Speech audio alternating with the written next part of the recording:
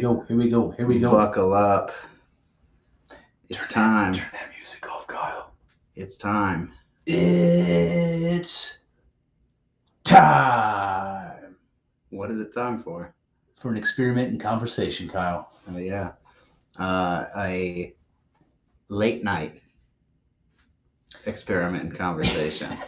We're all laid back and cool right now, which is why I've got these sunglasses on. Listen, I think you're making a hilarious joke. I'm not making a hilarious joke. Our headphones are turned going all on. the way up and it still can't really hear you. Really? Headphones. That's better. Yeah. You just got to glue yourself to the Just gotta fucking fucking microphone, sir. See, we got to fix the camera situation because I want to pull it closer to me, but I can't because it's going to fuck up the shot. We definitely have to fix that.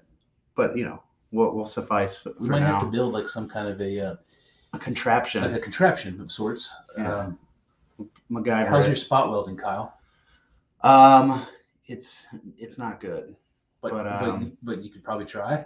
Oh yeah, I could figure something out. Sweet. So we're gonna have the most rickety ass fucking video stand over here. But anyways, back to all these cool cats and female cats. I don't know what the cool word for lady is. I don't know what it is. Dame? I don't know. That doesn't sound like. It's not right. It doesn't sound like jazz language. No, it's not jazz language. Jazz language. You know what that means. No, Kyle, why don't you tell us what it means? It means the language of the Jasmines. Yes, the Jasmines. Correct. So listen, guys, we usually do the podcast first thing in the morning on a Sunday morning before church. We do it before church hours. And we're still doing it before church hours, just further before church hours. Yep. Today's a special night because... Today's a special night. because Jonathan Q. Jones is going to be fighting in the UFC again after a long hiatus. What's his middle name? I haven't the slightest clue. You just made up Q. And his name, it's probably not Jonathan either. It's just Jon. John Jones. The great John Jones. The great mighty Johnny Bones. John Bones Jones is going to be fighting Cyril Kane. And I decided on a whim. I don't know who the fuck Cyril Kane is. I also don't know who the hell Cyril Kane is, but on a whim, I decided to order the pay-per-view. So Kyle's over here on a Saturday night. We decided we're going to be staying up late. We are going to be late. Staying up, I mean. Yeah, dude. Otherwise punctual people, you and I. Yeah. But tonight we're going to stay up late. So I figured we would squeeze this podcast in now and have a whole different ambiance situation. So I have a dimmer on the lights. We dim them, but you can't tell on the video. So just know that. Just know that, everybody. It's cooler in here than it normally is. Totally. Hence the sunglasses and the jazz language. So what's up, man? Tell me something. What do we tell you something? Yeah. I got really one thing to talk about, but it's heavy, man. I don't know. You don't want to start with it? Yeah, I don't know if I want to start with it. Let's ease into it. Let's ease into it like this. It's like not. Oh man.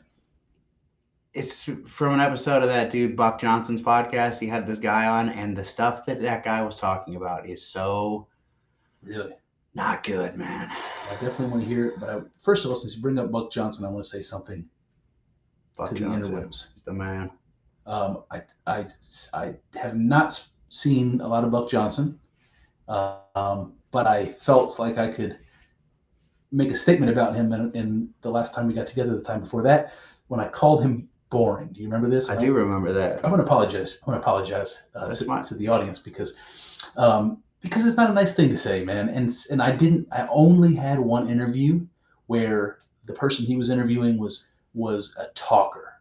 And so he didn't have a lot of time to chime in. And that's all I was making. I was simply stating that he didn't participate in the conversation as much. I didn't get to know him at all in that discussion. And it was my first time, and that's what I wanted. And so I made that remark. So I just want to say that to everybody. It's okay to fuck up, and it's okay to acknowledge when you fucked up. I may have done that. Sorry about that, Buck. It's mighty white of you, man. Sorry about that, Buck. Yeah, Buck Johnson is one of the best dudes on the internet. So that's nice of you. I've heard nothing but good things. Yeah. Nothing but top notch dude. And a great podcast too. Buck is like, there are some people who are going to put themselves in the conversation, they're going to make themselves a part of it. They're going to contribute in certain ways. And Buck can do that too, but a lot of the times, man, Buck, like this guy that he had on today, this guy was just full of good information, and Buck was just asking all of the right questions to get that information out. You know, so yeah. You know what? That is a skill. Yeah, asking the right questions. Mm-hmm. That is a skill. Yep. To be able to lay that, to take a person who has all that information and like ask them the right questions to where they can lay it out in, you know, like the correct narrative to make it you know, compelling. You know, another person who does that well is Joe Rogan. It's subtle, but that guy can keep a conversation going, man. Yeah, Rogan is good. He can keep it going when he's talking to somebody way smarter than him. That's really hard. Yeah. You know? Yeah, Rogan, you know, he's not like my favorite dude in the world, but he is a good talker, you know. He's just very he's a good talker, that guy. He's got the gift of gab. True that. So why don't, since this is UFC night, we're not it's not till later, so we can't talk about tonight's fight, but let's just talk about fighting in UFC for a little bit. That's a light topic we can begin with. I hadn't prepared. I've never fought in the UFC. You haven't? No. Oh shit. That's what I thought. That's what you said. I talk about fighting in the UFC and the UFC. Oh, and the UFC. You son of a bitch. Pay attention. So I've done some fighting out of the UFC. Not a lot of it, but you know. Yep. Had some fights. Yep. Had a couple scraps myself. Yeah, man. You ever think that maybe you could start training MMA? I was talking about it at dinner. Oh yeah? Tonight, yes. Yeah, I'd like to do that. I'd like to. I even just like to get some wrestling. You know. I was gonna start with Brazilian Jiu-Jitsu. BJJ. And my whole strategy was this. I've been wanting to take some kind of martial arts since I was a kid. Yeah. I grew up, watching kung fu movies, you and I, and it's exciting, and I loved it. And I thought it was magical and mystical. What was that movie with the golden glow and the red glow? That movie was called The Last Dragon. Man, that was a good movie. That was a good movie. It's stupid as hell, but show enough. Stupid as hell, but still really good. Listen, it is stupid as hell, and it is still really good if you know that you're gonna watch something that's glaringly like 80s. Yeah. If you're going to watch something, it's going to be goofy as shit. The music, the clothes, the hair, everything's going to be goofy. Then it's not bad. Yep. Agreed. And you can watch that movie then and now, same thing. That was just the washing machine. Don't worry about that, Kyle. Gotcha. That threw me off, man. All right, UFC. So you watched it in the early days, relatively, before I was ever interested in it at all. When I started watching it, like really watching it, was the second season of The Ultimate Fighter. Yeah, it blew up. Yeah, with Matt Hughes and Rich Franklin were the coaches. I believe that was the second season. Do you remember what happened in that fight, Hughes Franklin? They didn't fight each other. Why not? Isn't that how they're in different weight classes, and that's just not how they didn't do it that way. I thought they paired up the trainers on purpose to fight at the end. Yeah, they normally do. Oh, okay. They did a lot of the time, anyways. Interesting. Yeah. Rich Franklin, I liked both of those guys a lot. Those are like two of my favorite guys. I'm sure that's influenced by the fact that I was introduced to the sport through them, basically. Yeah, Rich Franklin's from Ohio, right? Cincinnati. Fuck yeah, former man. math Represent. teacher. 513, baby, represent. All right. So I liked watching kung fu movies. In particular, I was a Jean-Claude Van Damme fan. Because when you're fucking 8 years old, who's better than Van Damme? Yeah, dude.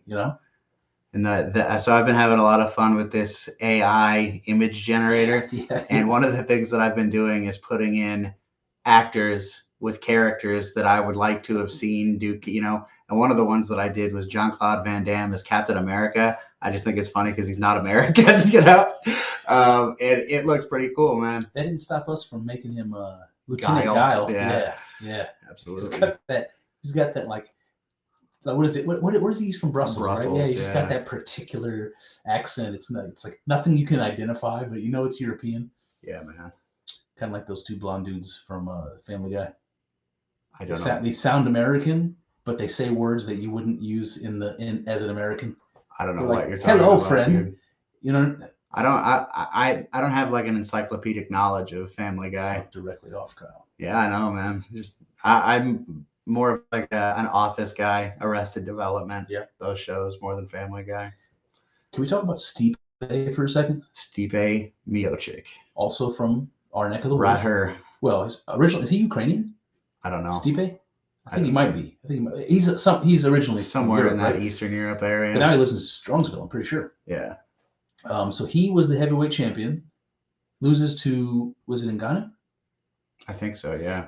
And he was going to fight Ngannou. They were talking about that. And then when John Jones was going to fight tonight, when he was going to come back, and they were going to let him come back, then there was a debate whether John Jones should fight Stipe before he fights for the title, and that would have been awesome. Then they started talking about John Jones fighting Francis Ngannou, and that would have been awesome. But then Francis exited the UFC, which, that was interesting because he seems like he's kind of the first guy to ever tell the UFC to fuck off. Yeah, he go to like Bellator or something. I don't even know. I don't even know who the other companies are. He's going to be boxing professionally. Really? He'll be doing mixed martial arts again for sure. Interesting. Yeah. So then that was going to go down, and I was excited about that. And then then he left the UFC, so they had to make the fight. They put John Jones in against Cyril Kane, and I don't know really much about him. Cyril Kane. Obviously, he's the top contender. It's a cool name. It is cool. What's this fellow look like? He's like a big buff black dude, bald. Basically, I was asking what his skin color was, so that's good. That's fun. I wonder if he's like British or something, because whose name's Cyril? Cyril. He's got to be an Englishman, I bet. Yeah. Or French. I was going to say or worse, and I meant or worse. French. Yeah, dude. Is France worse than England? I would say. I personally would say so. But I'm not basing that on much. Understood. They just speak a different language, so I think that we're closer to the Brits, Yeah, I agree with that. There's a kinship. I also feel like this is not fair. This is going to be the most American thing I'll say all day. I kind of get the idea that like England.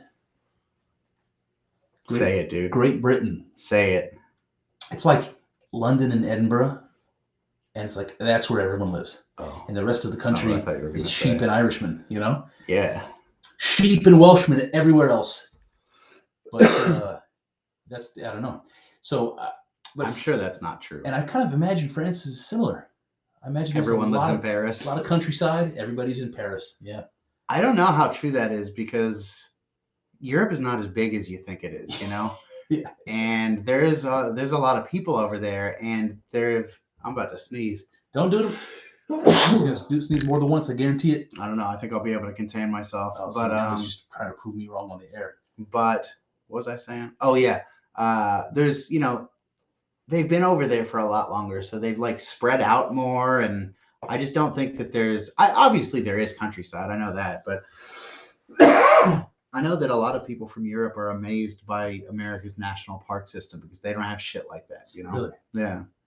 I mean, again, I'm sure they have some beautiful parks, but like we have these giant swaths of land that are like, protected. So I want to say, I don't know if you know the first part. We have direct flights now from Cleveland to Reykjavik. Yeah. So if you want to go to Iceland and see what that shit's like, you can. But guess what's coming soon? What? Direct flights Dublin? to Dublin. Yeah, I heard about that. How cool is that, man? You want to go have a warm beer and fly home in the same day? I don't hate the idea. Me either. I would like to go. I've heard not great things though. I've heard that like visiting, it's not like it used to be. Really? Yeah.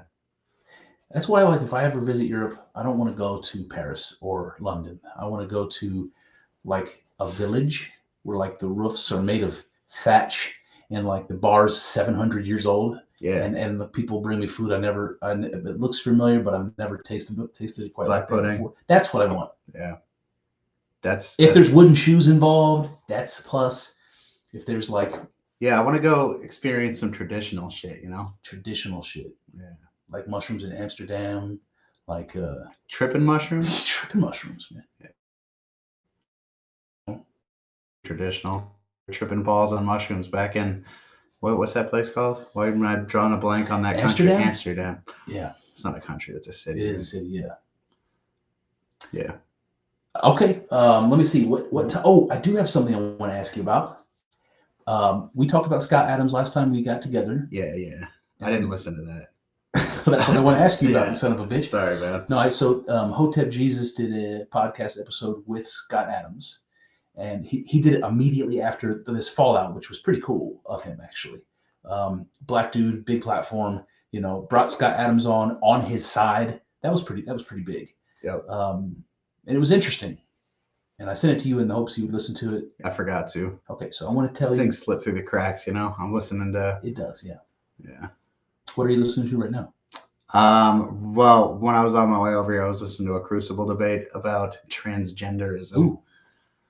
Yeah. We'll get there. Hotep Jesus. So they're having this conversation, and Hotep Jesus says some shit that made me think about racism in a very different way. Okay. It seems like a Hotep, topic. yeah, he'll do that. I don't know much about Hotep Jesus. Yeah. But I like his name. It's Egyptian, it's Christian, all in one. It's pretty cool. Seems like the most Coptic name ever. The first time I heard about Hotep Jesus, he walked into a Starbucks and was like, give me a free coffee because I'm black, and like taking advantage of how fucking stupid everyone is. Wow. Or not taking, well, I mean, it is taking, you're getting a free coffee, but, yeah. But just poking fun at how fucking stupid all of it is. They gave it to him. Wow. Yeah. It's like one of those experiments where you get in the elevator and you face the wrong way. It's like one of those things. It's just a social experiment just to see how people react when they're in a situation that they're not supposed to be in, that they're not equipped for. They haven't run through this simulation before. What do I do? Do you remember him being on Rogan's podcast? I think so, but you'd have to refresh my memory about what they talked about. It's been a long time. The only thing I really remember him talking about was talking about how as you get older, the amount that you as a man are ejaculating. Oh, I remember that. Needs to be getting like less and less. I remember that now. Yeah. Yeah. And which is interesting. It's like something that I actually, I think that if you abide by that you will notice things. Yeah. So the argument, if I remember correctly, it's like there are like nutrients, for lack of a better word, I don't know, like rare nutrients like selenium and things like that are needed for your body to make a big glob of jizz, right? And so it leaches that stuff from your body. This is probably totally wrong, but it takes something out of you. And people say that, like people say it takes something out of you. But as you get older, you're less equipped to like restore all of that. Exactly. So I remember him saying like if you're in your 30s, you shouldn't be ejaculating more than like 3 times a week. I think he said like once a week. Once a week? Yeah. Okay, maybe that's true. I don't even remember though. And I remember that, but I have not followed those orders, man. I decided that just going for it. I'm just going to be just deficient of selenium, man. Give me some. That's funny as hell. Yeah, get me some vitamin capsules. I'll take some selenium. Get that Centrum Silver going. But I really not sure how much value we really get from a multivitamin. I'm not sure, man. Yeah, you just piss it all out. Yeah. Your pee is like bright neon green. Sure is. It's just all. So back to Hotep Jesus. Yeah. He said, all right, so Scott Adams asks him, what does he ask him? I'm trying to remember how this gets set up. Let me see. What did I write down?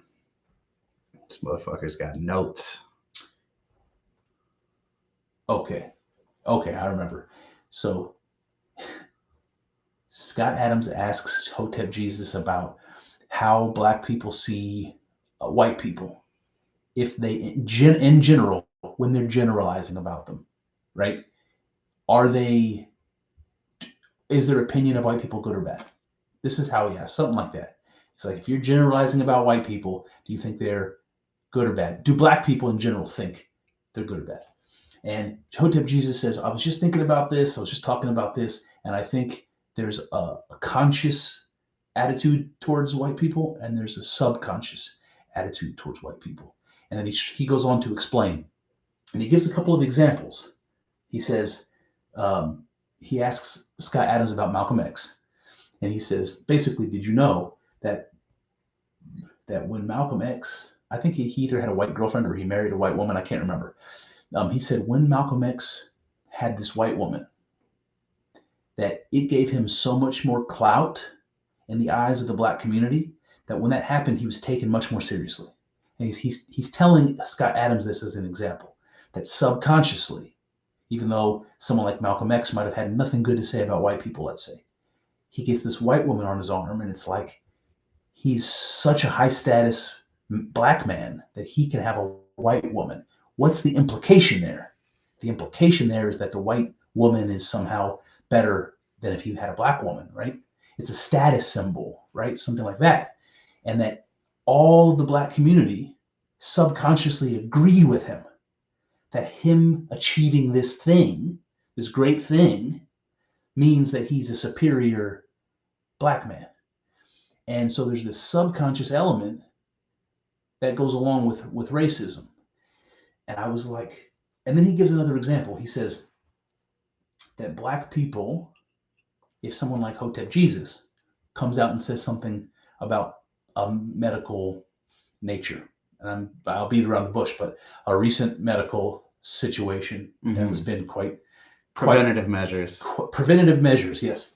He said if he says something about that to the black community, it doesn't matter how much evidence he has or how much support he has, he doesn't get taken seriously, even amongst the black community.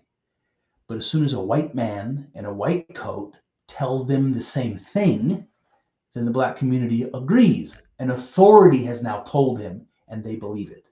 See what I'm saying? Mm. So he's saying that there's this subconscious thing that goes along with kind of the way black people think about white people, where they immediately, subconsciously, unconsciously put them up, on a pedestal, essentially. And first of all, what do you make of that before I say anything else? I think that a lot of black people, if they heard that, would be outraged, like they would be like, that's ridiculous. Because, they think they hate, they think they hate white people, Yeah. They don't think that they're holding them up as some kind of ideal. Which is why he made the difference between conscious and unconscious. Yeah, true. There might, I don't know. I've never really thought about it that way before, so it's hard. I definitely never thought about that before. That's why it struck me so as interesting. Mm-hmm. And I got more controversial shit to say about that. But let me ask you another question before I do. If that's true, let's say the Hotep's Jesus pulse on the black experience is accurate, and there's this subconscious preference or discrimination against black authority in favor of white authority. If that's the case, where do you suppose that comes from?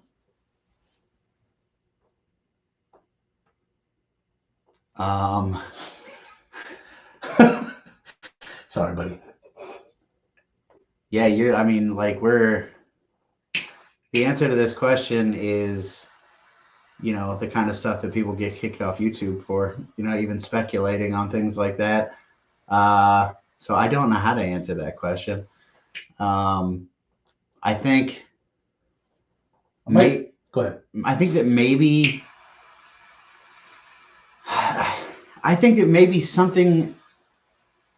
there's something to the fact that the master-slave relationship, I'm sure that back in the day, uneducated slaves would see their masters, and education counts for a lot. Like the people from Europe came over and had education and just like blew the minds of the people over here who didn't have education. So I get you. So maybe there's like some kind of leftover, like a remnant of that. I don't know. It makes perfect sense to me. Yeah.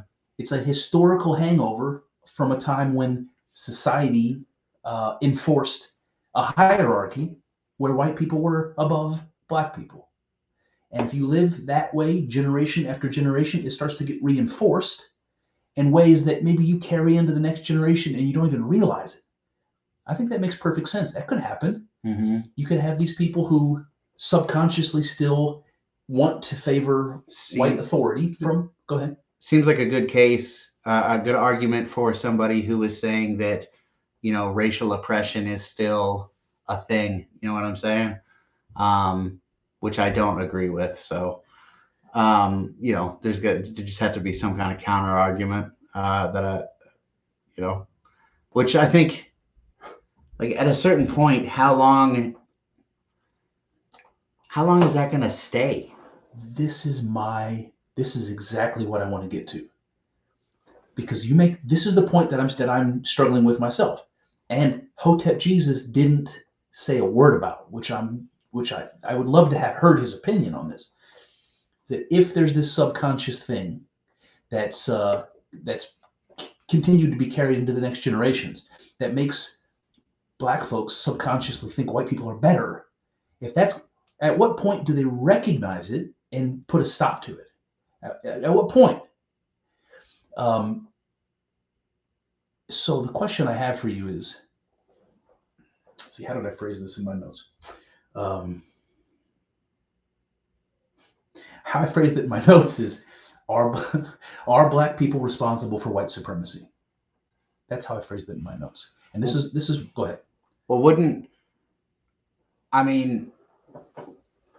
if it's traced back to slavery, wouldn't white people still kind of be responsible for it if that's the angle you're taking? That's a good point.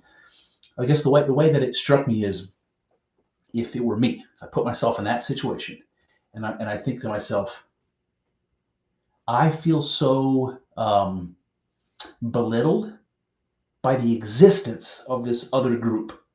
I feel so, it's like, I know I'm doing it to myself retrospectively. I know I'm doing it to myself, but I feel so inadequate compared to, but here's the thing. I feel so inadequate compared to who I put at the top of the hierarchy.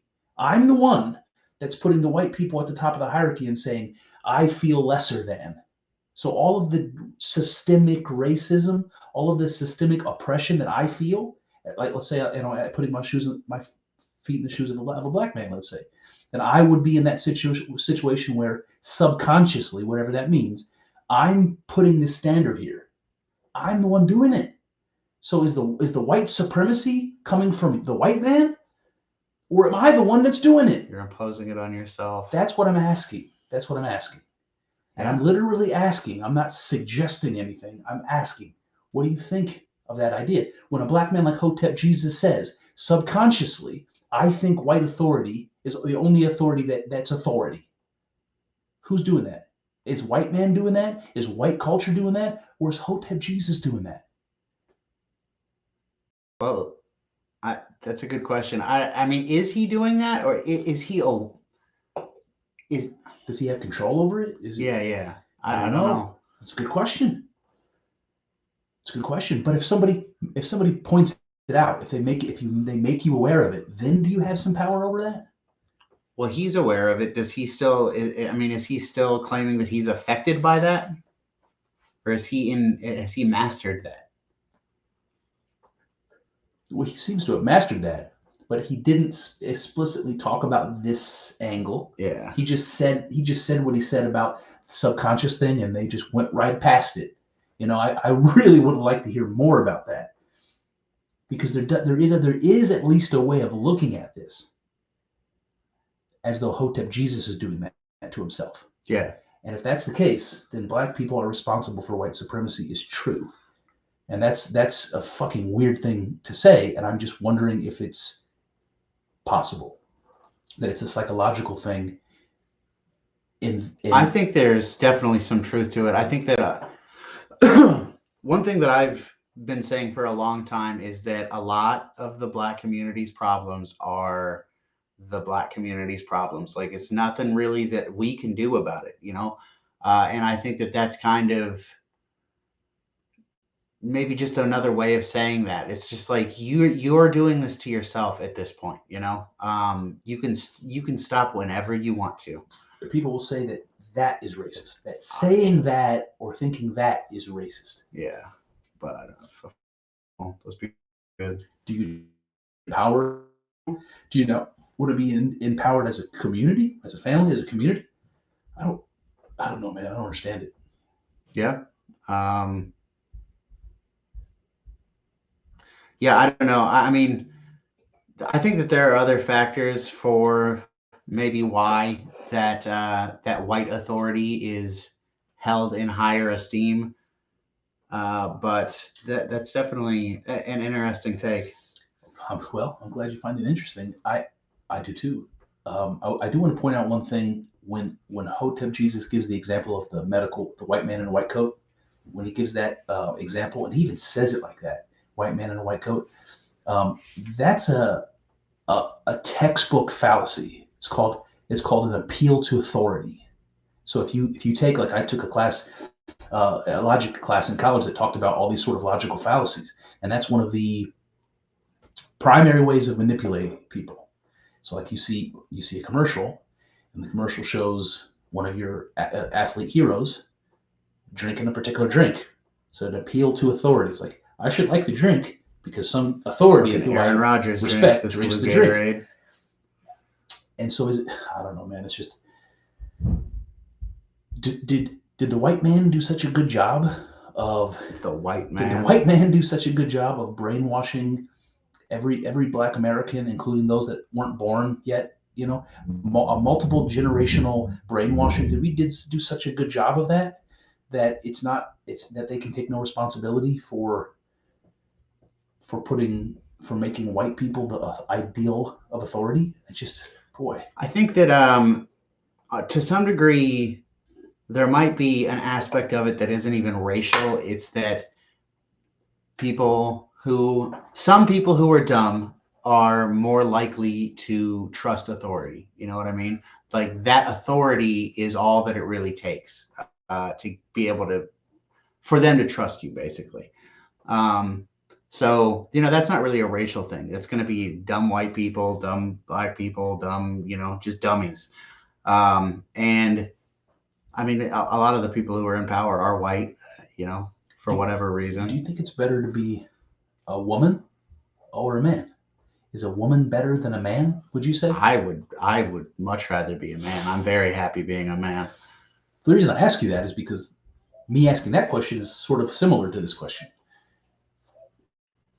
Is a white person superior, or it just depends on what you mean by better? It depends on what metrics you are measuring. Because I will say this, I have no problem saying that white people are better. On average, white people seem to be better at some things. At some things, sure. And there are outliers too. Like there are white people are generally good at this, but there are black people who are good at it too. But I think to act like that's not the truth is fucking stupid. Well, even if it's statistically true, it's like to call that anything but a statement of statistical fact, of a mathematical, like, it doesn't mean anything beyond the fact that it's true. Like, if they did a study that said, in general, a particular race happens to be better at these particular things. Go ahead. I don't know. I mean,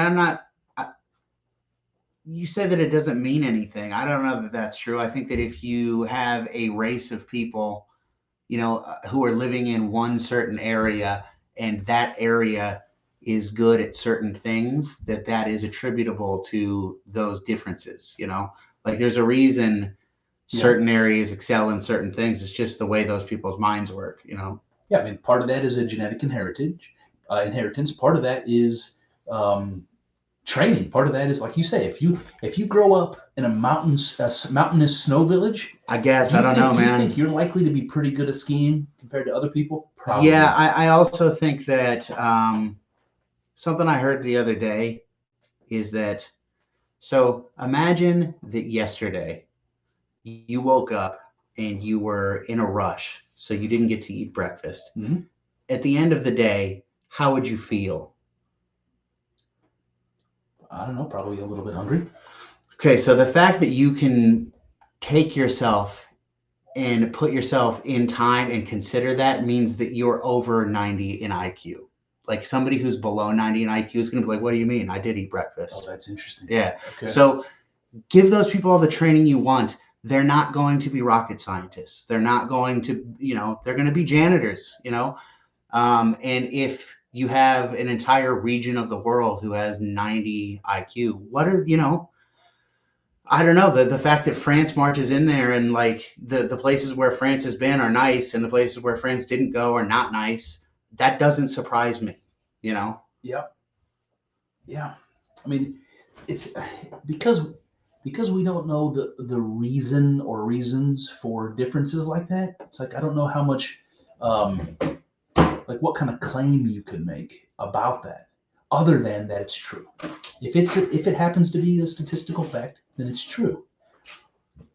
But I would think we're well short of being able to explain why. Why IQ variances? Yeah, I don't know. Don't have enough information to speculate on that, but I don't know. Maybe there's a reason why. There's one thing that comes to my mind that's we could talk about. It's Lamarckianism.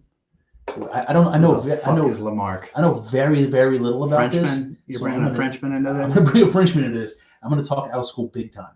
But it's like this. Charles Darwin wasn't the first person to talk about the theory of evolution or evolution by any means, by natural selection or sexual selection. Wasn't the first one. His grandfather, Erasmus Darwin, was talking about that. Good strong name. Yeah, Erasmus. A long time before him. And around the same time Erasmus Darwin was doing that, there was a guy named Jean-Baptiste Lamarck, a Frenchman, who had a theory of evolution that was different. He said, I haven't read it, but I'll tell you what everyone always says when they talk about Lamarck. They say that Lamarck's ideas were that you have generations and generations and generations of a certain type of animal in a certain environment, and it has to reach up into the trees to eat the leaves. After enough generations, you get a giraffe. That's how he would explain evolution. You're reaching for the trees, you're stretching your neck, you're stretching your neck, then your kids are going to have longer necks and longer necks, and next thing you know, you have a fucking giraffe. Got a giraffe. That's how he explains it. Now, the Darwinian version is not like that. The Darwinian version is you have random mutations that happen to produce a giraffe pre-giraffe animal with a little bit longer of a neck. It's going to outbreed the rest of them because those kids are going to be able to reach higher leaves. They're going to have more to eat. That's how they would argue.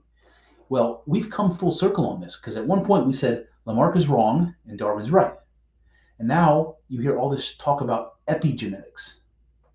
And epigenetics is Lamarckianism. Yeah. It basically says that if your father and your grandfather and your great-grandfather were lifting weights like crazy their whole lives and were power lifters and ripped, you are way more likely to have natural physique like that you don't have to work for because you've inherited something of that from your past. We now believe that is also true, that there's both happening. So imagine that you live in a certain climate, you have certain challenges, and they require a certain type of thinking.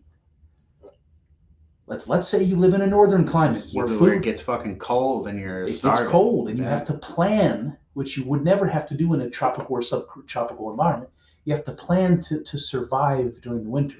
I could definitely see how that having to think into the future, to plan into the future, think differently. That's going to expand your thinking powers. I definitely see that. Another example, of the cultures and habits of a community, in informing that or shaping that would be religious communities like the Jewish community. Reading all of that stuff is a huge part of their life. So they're a highly, highly literate society. And writing makes you think differently. Mm-hmm. Representationally. Yeah. And you can think about this because when agriculture became a thing and you had to manage crops and there was all kinds of planning. That's when numbers were invented, like in India and in the Levant and in the Tigris-Euphrates Valley.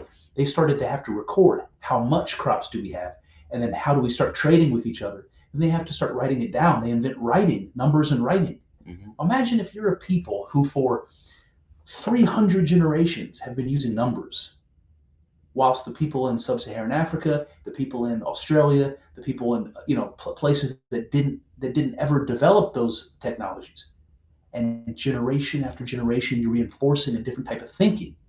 If epigenetics is true, if Lamarckianism is true, the people who were thinking differently would be qualitatively different people than the ones that weren't.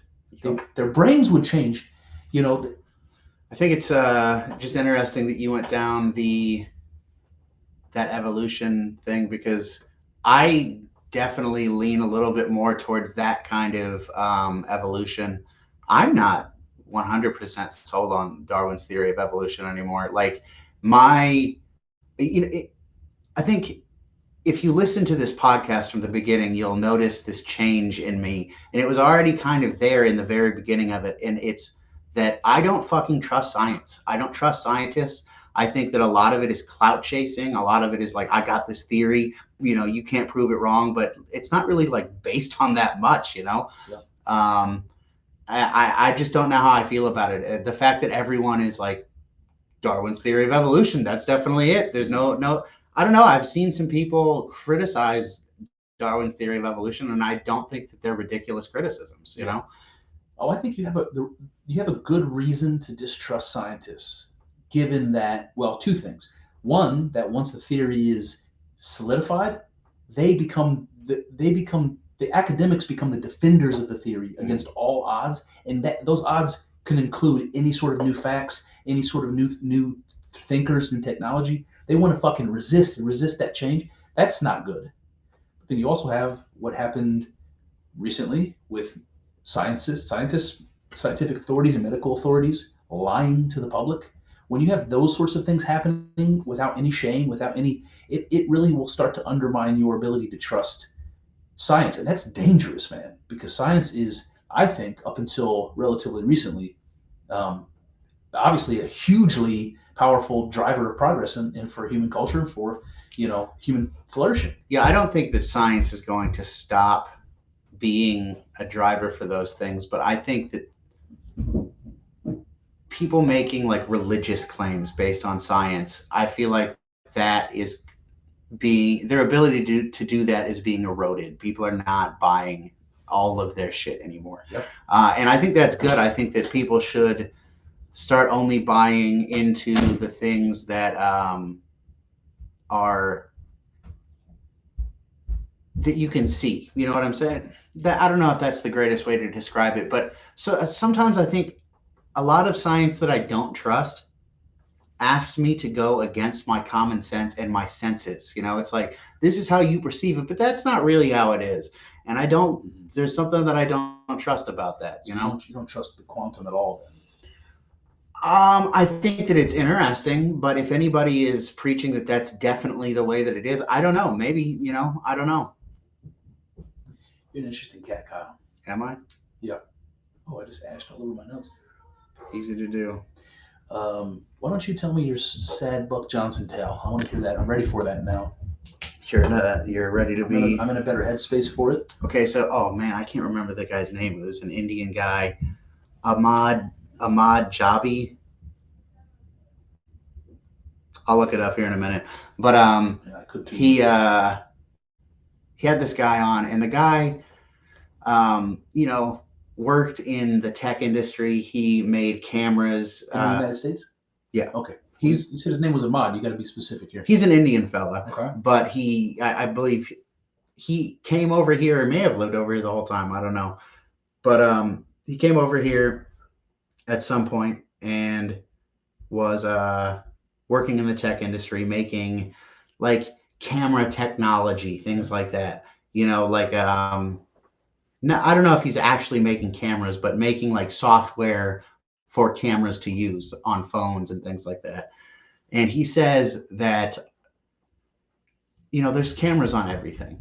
And these cameras are scanning your face. So do you remember the movie? He didn't say this. This is just like something that clicked in my mind. Remember the movie Minority Report? Of course. There's all the cameras everywhere and they scan people's faces. Yep. He said that's exactly what's going on, that faces are so unique that they can identify everyone by their faces. He said all these companies are already doing this. They're already having you, like if you're watching a YouTube video and it's like, they're talking, whatever it is, but I'm just picking this thing. It's a political thing.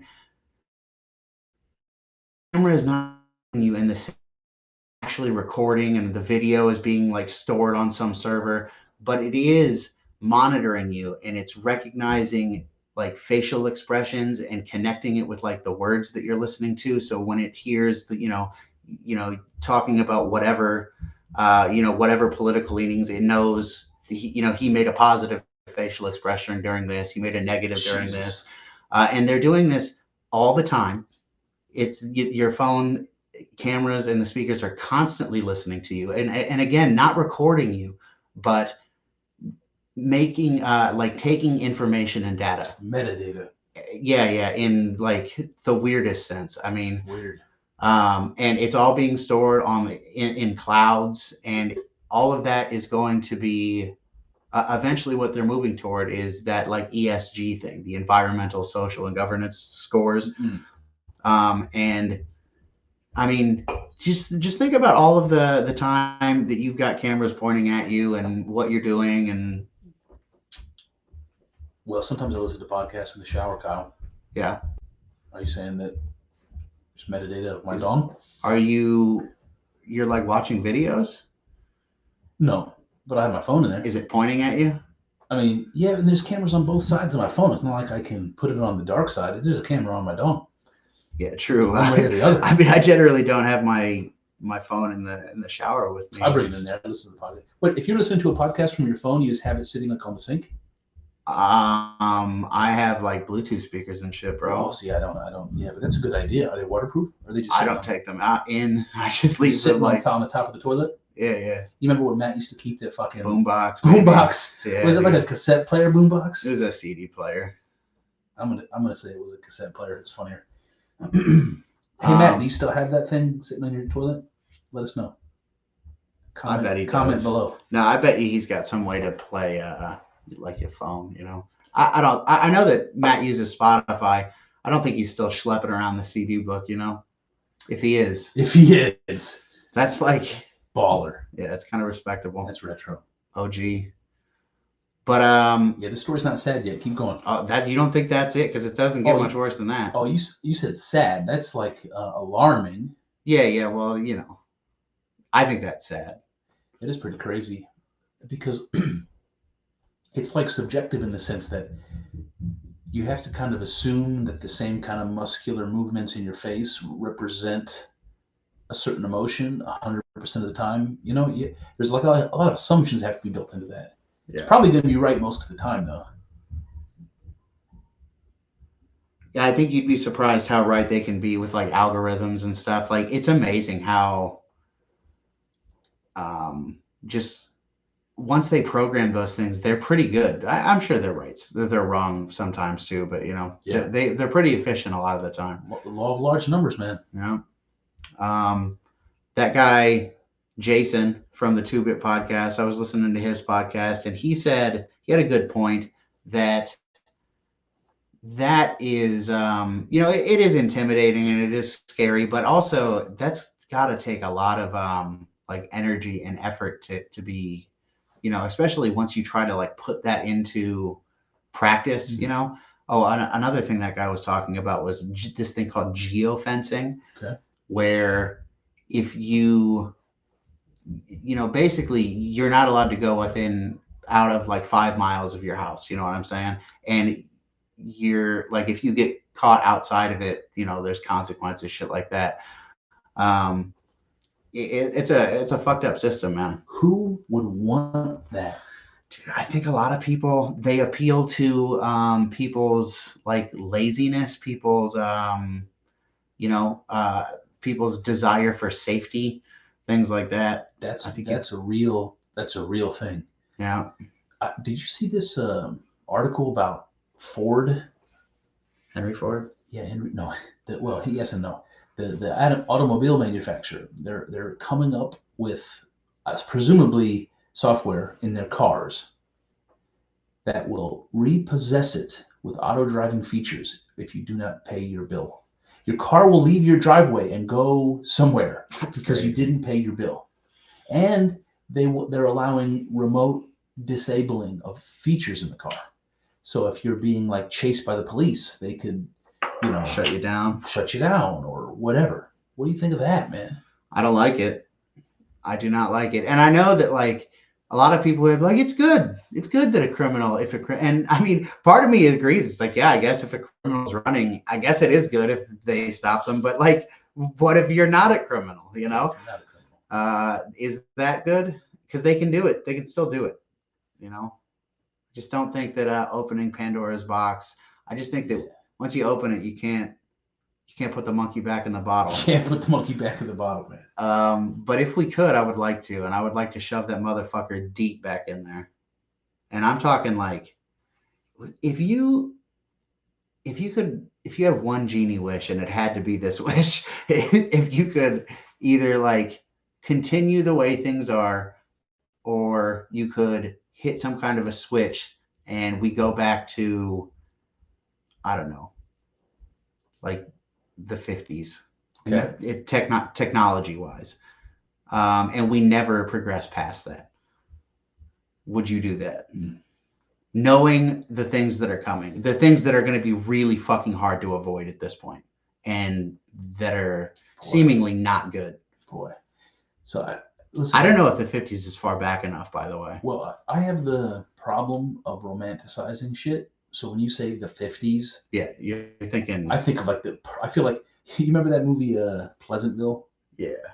In the beginning of Pleasantville's, everything's fucking Toby. Leave It to Beaver. Tobey Maguire. Yeah, everything's man. Black and white. Yeah. Then that lady has an orgasm and the world's in color. And the world's in color. I think the orgasm was the thing that triggered. I think it might have been. I don't remember. It's like everybody says that the 50s was a great time in America. It was a time when, you know, people were becoming wealthy, like the middle class was becoming wealthy for the first time ever. Yeah. And there were all kinds of conveniences that were available for the first time ever. It was pretty much the modern world, but everybody was still getting used to it. And they make it out like it was pretty cool, man. They make it out like it was like dads were super hard on their kids and super conservative, and you know that kind of shit. But you know, it's like you got to, you know, there's a give and take, man. What is the recoil? What is the what are the consequences? Would you rather have a stern upbringing and you know, not be allowed to, I don't know, like smoke pot and do and whatever, you know, whatever came in the 60s and 70s. Would you rather like live that way, or would you rather live today with all of the pitfalls and social issues that we're dealing with? I don't know, man. I would rather have the 50s attitude. What about McCarthyism? That was the 50s, right? The Red Scare? Sign me up for some McCarthyism. He didn't do anything wrong, dude. He was fucking right. He was right. Look at us now. He was fucking right. There were commies everywhere, and they took over the government. So it's funny you say that, because one of the things that Joseph McCarthy said was like a lot of Hollywood people that got brought into those court cases. They're questioned, and what the fear was that you had these basically powerfully placed communists in society. They were a minority, a super minority, but they were in places where they could disproportionately influence people, like in media. I don't know if that was the case in the 50s, but it's definitely the case today. It was the case in the 50s. Yeah. And and they, you know, we're walking on lines here, you know, those YouTube lines. If we had a bigger audience, we might get in trouble. But these people have they have certain things in common. All of them, a lot of them, anyways. Oh, I see where you're going. And yeah, you know, it's hard not to notice, but you get in trouble for noticing. You know, Scott Adams got in trouble for noticing, you know, his own things. Yeah. That's a thing. That's a thing on the internet. You're not allowed to notice. You're right. But yeah, I mean, I really do. I don't think McCarthy did anything wrong. I think that he was like spot on. Maybe some of the people. What's up? What if he was? Like, what if he was fucking spot on with everything? So I think that maybe some people who weren't really that involved got thrown under the bus more than they should have and things like that. But I think his general thesis was pretty fucking spot on. And the fact that I honestly, That's one of the things that I remember from my American history class, the McCarthyism section, where they made him out to be the fucking devil. Yep. But he was fucking right.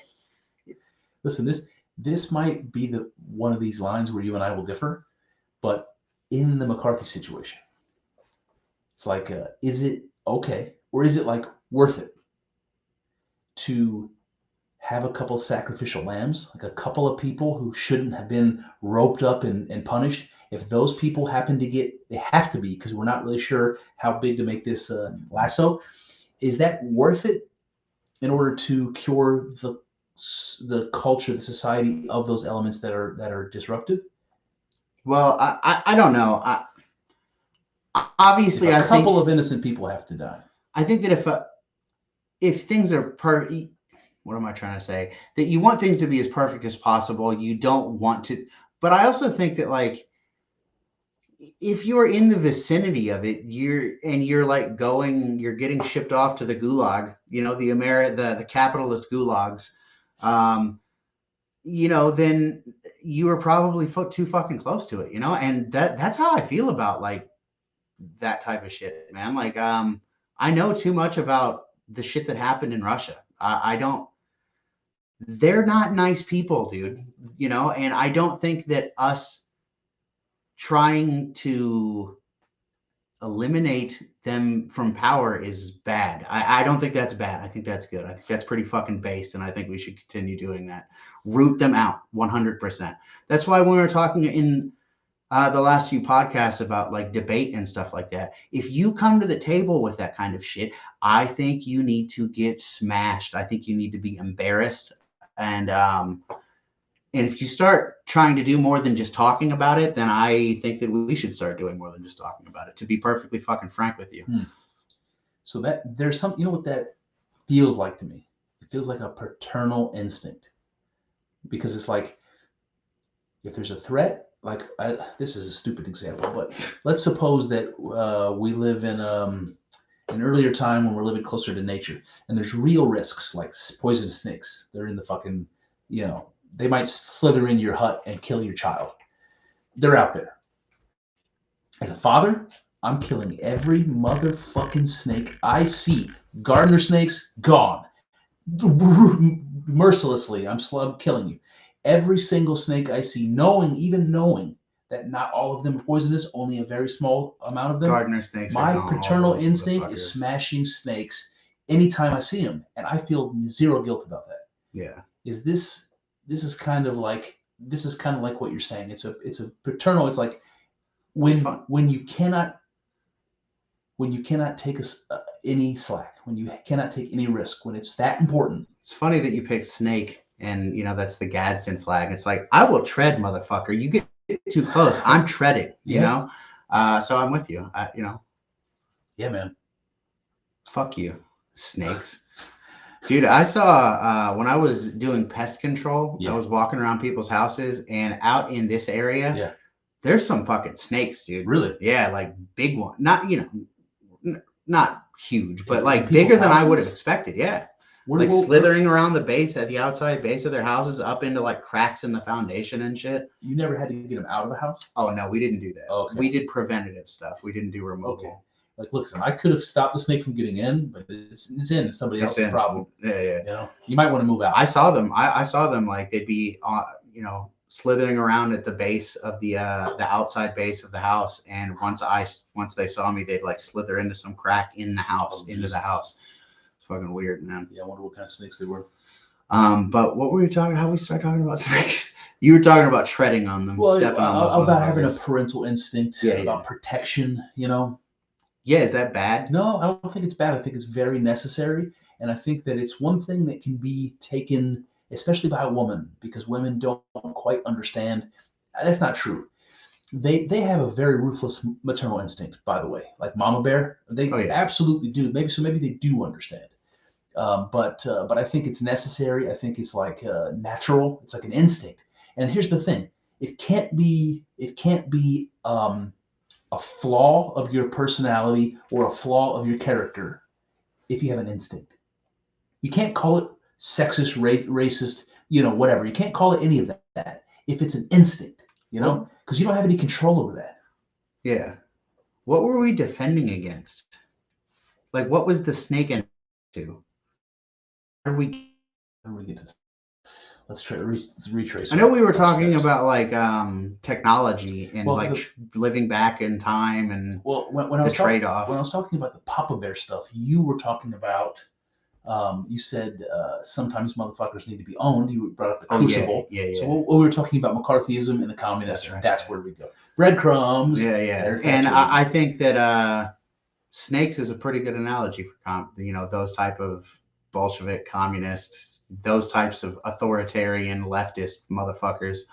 I agree. Yeah, I'm not a fan. How do you feel about the naive ones that are really good-hearted, that really think that it would make things better and more fair, more, what do you think? What do you think about those people that are just naive enough that they don't look at? I don't have much tolerance for I don't think that I'm like super smart. I there was maybe a time in my life where I thought that I was smart, but I really don't think I'm smart anymore. That's a sign of wisdom. Yeah, I guess. As your smart quota goes down, your wisdom quota. That being said, I don't have much tolerance for stupid people, and just because you're naive, I do a lot of biting my tongue, So I guess I don't have as much like intolerance as I feel like I do, but I guess in my head I just like write people off. It's like you're fucking retarded. Yeah. And I'm about to like talk about somebody. I'm not going to say their names, hopefully, again, like last week. But I don't think that this person is retarded. I actually have a lot of respect, and I like this person a lot. But we were at dinner, and he was talking about Ukraine, and he's obviously a very smart guy. He's informed, but I just I disagree with everything he said. Like he's smart, but he's wrong about everything. Yeah. In a situation like that, you keep your mouth shut.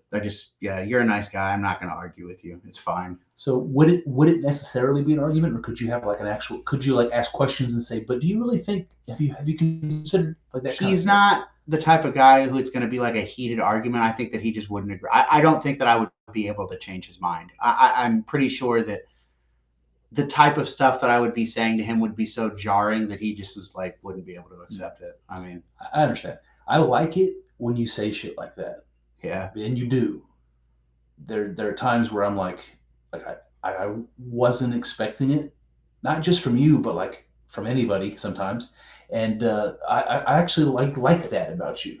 And then we can have a conversation, Yeah. I just I just try to call it like I see it, and I don't think I have particularly interesting takes, to be honest with you, but I think, I think you have interesting takes for like, I want to say the community but that's not really the right way of saying it. You have interesting takes for who I would consider your peers. Like the circles that you. I don't. You're like, you are my circle. It's like you and my brothers. Yeah, that's it. But it was like when we started this podcast, your circles were very different than what they are now. Your circles of interest were very different, and your influences were very different. Maybe your motivations were different. I don't know. It's just interesting to see. The path. Having this podcast is interesting because my ideologies have changed a lot. Certain things about it have stayed the same, but there's definitely been radical changes too. Yeah, for sure. Oh, absolutely. Yeah, man. There was something that relates to that. I could ask you about this. No, I don't want to do that yet. Let me ask you about this. All right. Ask away. So I've got young kids. I'll tell you what caused me to think about this is that my oldest daughter, I think she's like way more advanced at her age than I was. And it's really amazing. Like the way she reads and writes at her age, it's really amazing. And I thought, she's a fucking genius. She's special, man. And then I kind of thought, well, she's your kid, so clearly, she's gotta be, there's a little bit of vanity in there. Then she brings home this thing from school. It's like this paper heart. And all the kids in class wrote notes to her on it. And like, most of the kids in class have better handwriting than her, neater, at her age. And so that was the first time I realized, well, maybe she's not like the best in her class. And I was wondering, like, she doesn't have a lot of practice writing. Like, she's only writing when she's in school. If she's here, she has zero opportunity to write anything. And by the way, this whole school year, they told us at the beginning of the year, there won't be any homework this year. Did you hear me right? I don't know. There won't be any homework this year, they told me. I don't know that I actually think that that's bad, but I think that it's weird. It is weird. And specifically because she doesn't get the practice that you got. And my point is, I wonder if she just is not writing enough to get as good as her peers are with her handwriting. And then I think to myself, well, they're writing less. She brings a laptop to school every single day, and she's learning keyboarding. So for the kids in the next generation, texting and keyboarding are going to be their primary source of language. Yeah. Now that's a difference to every generation that's ever existed up until now. Yeah. And that's interesting. It's like, I don't know what that means, but here's an interesting idea. You already know that cursive has basically gone away. Nobody does that anymore. I really don't even remember how to write in cursive. I don't, man. Really? Yeah, like no, I don't. Like I could probably my signature is in cursive, but that's probably about all the cursive that I can really do. Okay, well, so case in point. But you can imagine that my kids even less adept. So I could like scribble something out, but like it's definitely not like I would have to be like like thinking about what's a capital G look like again? Yeah. So yeah, I get you.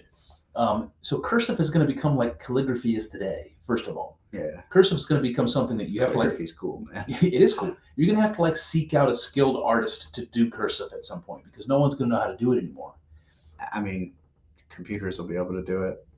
True. Computers will be able to do it. So here's the idea that I was tossing around. So imagine that writing kind of goes extinct. Yeah. People aren't trained handwriting. People aren't trained to do it anymore because it's all keyboarding and texting and all that. And with your mind. With your mind. Let's see here. Never gonna be my mind.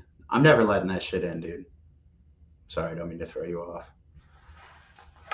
No. So that's just the idea in a nutshell. It's like, can you imagine writing disappearing as an art form, and it becomes something like hieroglyphics are today?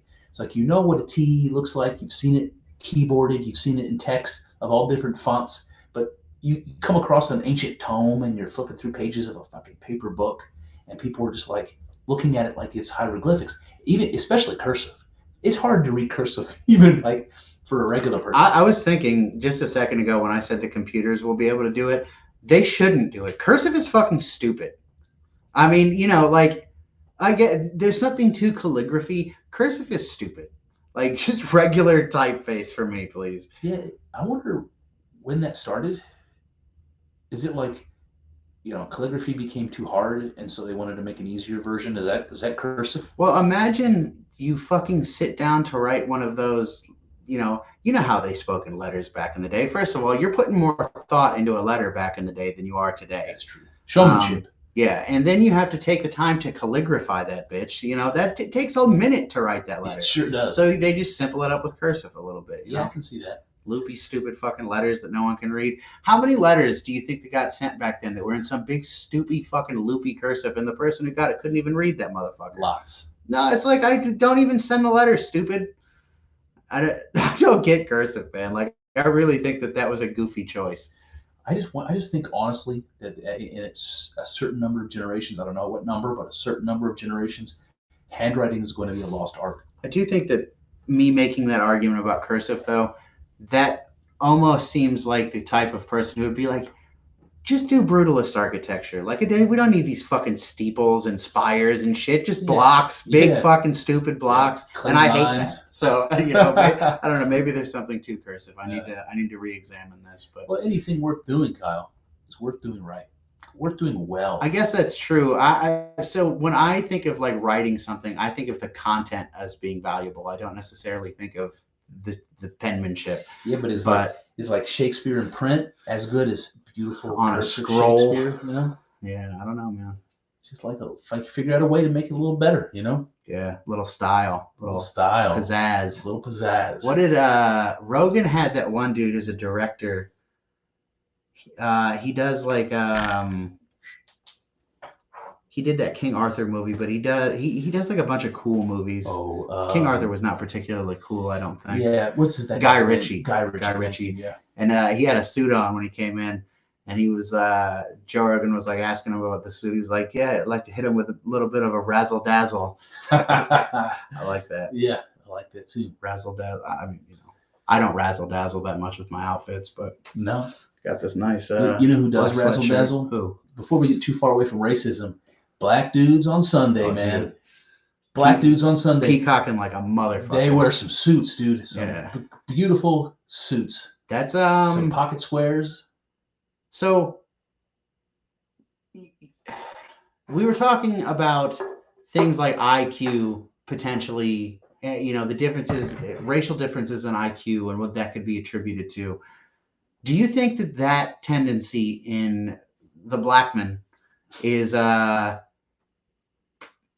widespread enough to be like a trait? I think well, this is funny, man. This is a weird one because my instinct is to say, no, that's clearly specifically an American phenomena. But then as soon as I say Sunday black dude with the purple pinstripe suit and a hat with a feather in it, as soon as I say that is a peculiarly American phenomenon, immediately I think of like a Maasai tribesman with a colorful kilt on and the shield with all the designs and all that stuff. Yeah, so I wonder, man. There's a status component to that, but there's also a peacocking component. There's like a mating ritual component where you dress brightly colored and flashy to attract female. Yeah, and like then there's go ahead. Sorry. I would like to ask you a question. So maybe we could get some clarity on this. Why do you do it, Mr. fucking Peacock, and matching your shoelace colors? Because you got it in you. Like you got it from your brother who was like super influenced by, the black community. Yep. And you definitely got it way more than I got it. I definitely got it. You're right about that. I think you have it less now than when you were younger. I mean, you still like nice stuff. You still like looking good, but like it's not as showy as it used to be. Yeah. I still like a little razzle dazzle pop, a little razzle dazzle myself, So I agree with you on that. I do think my brother was the biggest influence in that regard. And my brother, for those people who don't know, he grew up. He went to basically an all-black school, and all the way through from kindergarten until he was a teenager. So his cultural identity is very different from mine. I grew up in the suburbs, a very different situation. My brother's like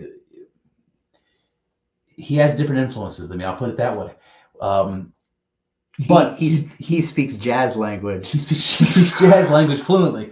So sorry about that, Joe. But definitely, I took that influence from him because I look up to my big brother, which any little brother is going to do. Of course, yeah. But also, I think it had to do with exactly what I said before, peacocking. Yeah. It was the same thing a fucking turkey does in the woods when it's just walking around eating fucking berries, and it sees a woman, and it will immediately puff up its body, put its fucking feathers out, and say, "Look at me." That's what I was doing with my fucking bright yellow Hilfiger jumpsuit or whatever it was, and my gold chain. Yeah, dude. That's all it is, man. It's just trying to attract a mate, just like fucking any mammal, any animal will do. But the question still stands: do you think it's prominent enough in the black community for it to be like, I don't know, more of a trait? Boy.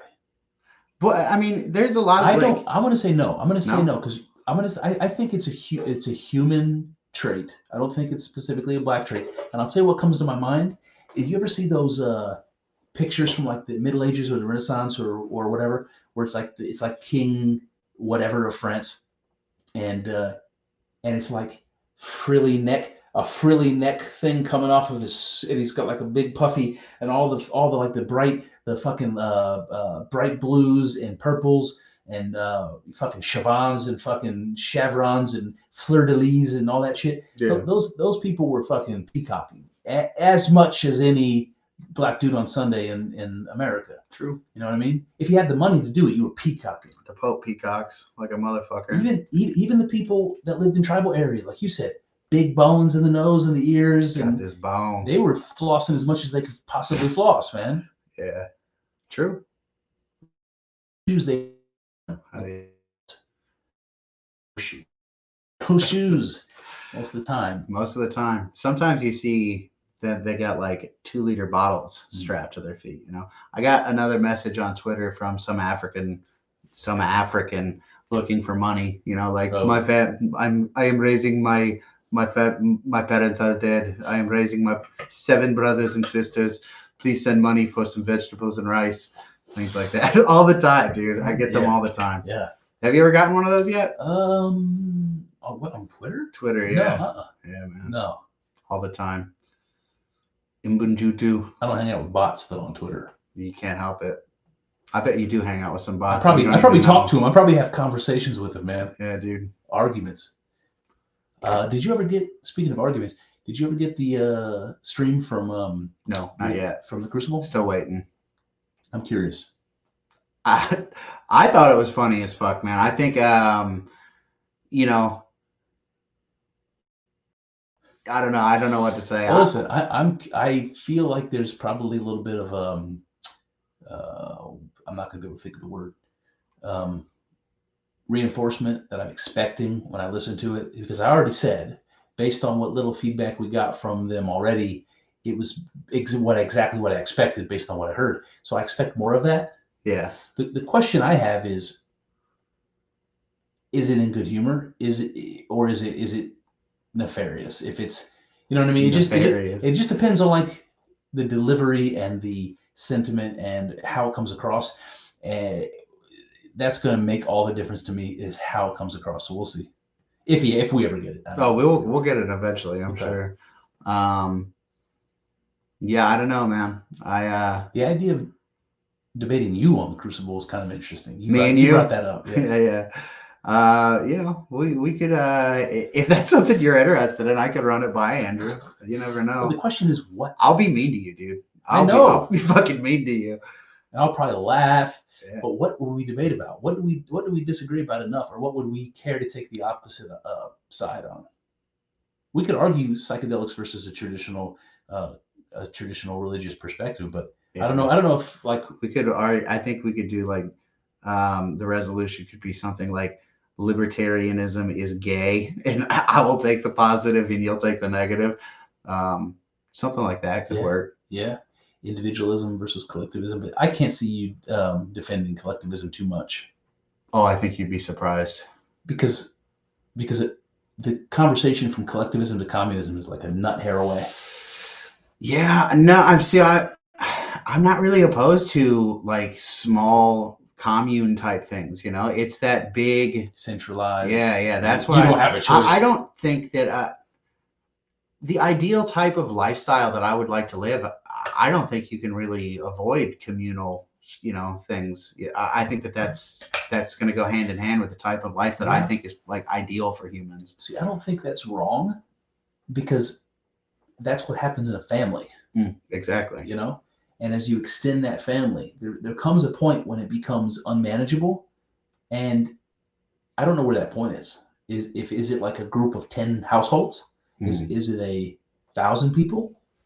You know, I don't know. I think as long as everybody is generally looking out for the best interest of everybody else, if they're selfless, you know, to the extent that they can be, and everybody's reciprocating, it works. But as soon as you have too many people that aren't on board or trying to take advantage or whatever. And I think that the way to avoid that is to have it be more locally located. You know, that way I know that lazy ass Frank isn't doing, you know. Yeah. And I don't think that you I don't think that you let Frank starve, to be perfectly honest with you. But I also think that there are other ways to, you know, people respond to incentives, and that they do. You can tighten the screws on Frank some way or another. You know what I mean? Yeah. And I think that it's more likely that that type of a system is going to be effective if it's, your street, that you're doing that with. Yep. When you get too far removed from the people that aren't pulling their weight, that's when it gets fucked up. For sure. It's hard enough to confront somebody you know. So now you can see how I think I could pretty easily defend the idea of a collective. Yep. If you're talking about a smaller collective. Yeah. When you get to larger collectives, that's all pretty gay, and I'm not a fan of it. Yeah. It's like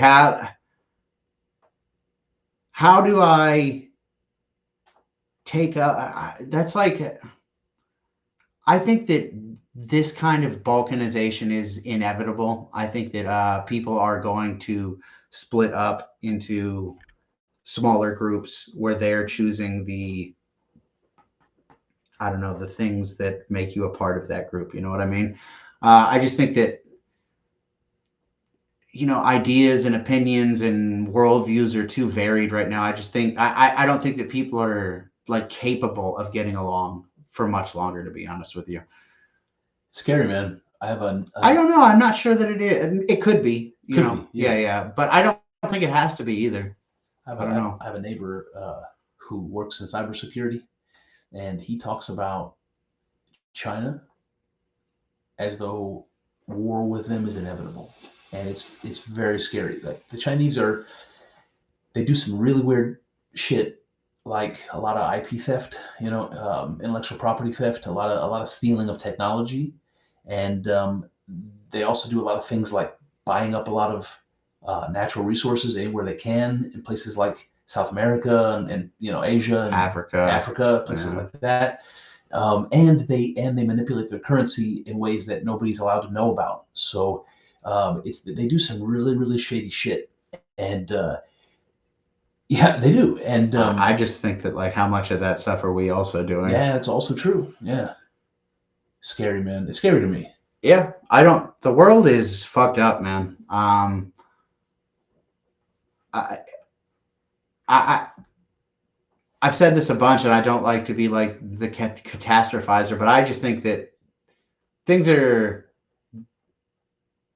they just can't keep doing this forever. You know what I mean? It's they're spinning all these fucking plates. Eventually, the plates are going to start falling, and I don't know how bad that's going to be. It might be good, but I definitely think there's going to be some kind of a rough transition to get through eventually. But and when plates start falling, you don't know who's going to be the person to pick up the plate and put it back up there and start spinning it again. So that could be really bad, just depending on who that is. Yeah, that's true. But it just seems to me to be it seems to me to be an issue that governments vie for power with one another and influence with one another rather than just living their fucking lives, man. Like if we could just be a country, safe and secure by ourselves, trading and trading with the world and interacting with the world in all the ways that we do now, without having to worry about somebody stepping on our toes, without having to worry about losing influence in a certain part of the world, without having to worry about somebody else, breaking the rules. And because we do have to worry about those, we justify all kinds of outrageous shit, like spending tremendous amount of money on having military influence in the world that I don't understand in the slightest. And then people will say, but if we stop doing that, then all of these catastrophic things are going to happen. Then China's going to become the world superpower.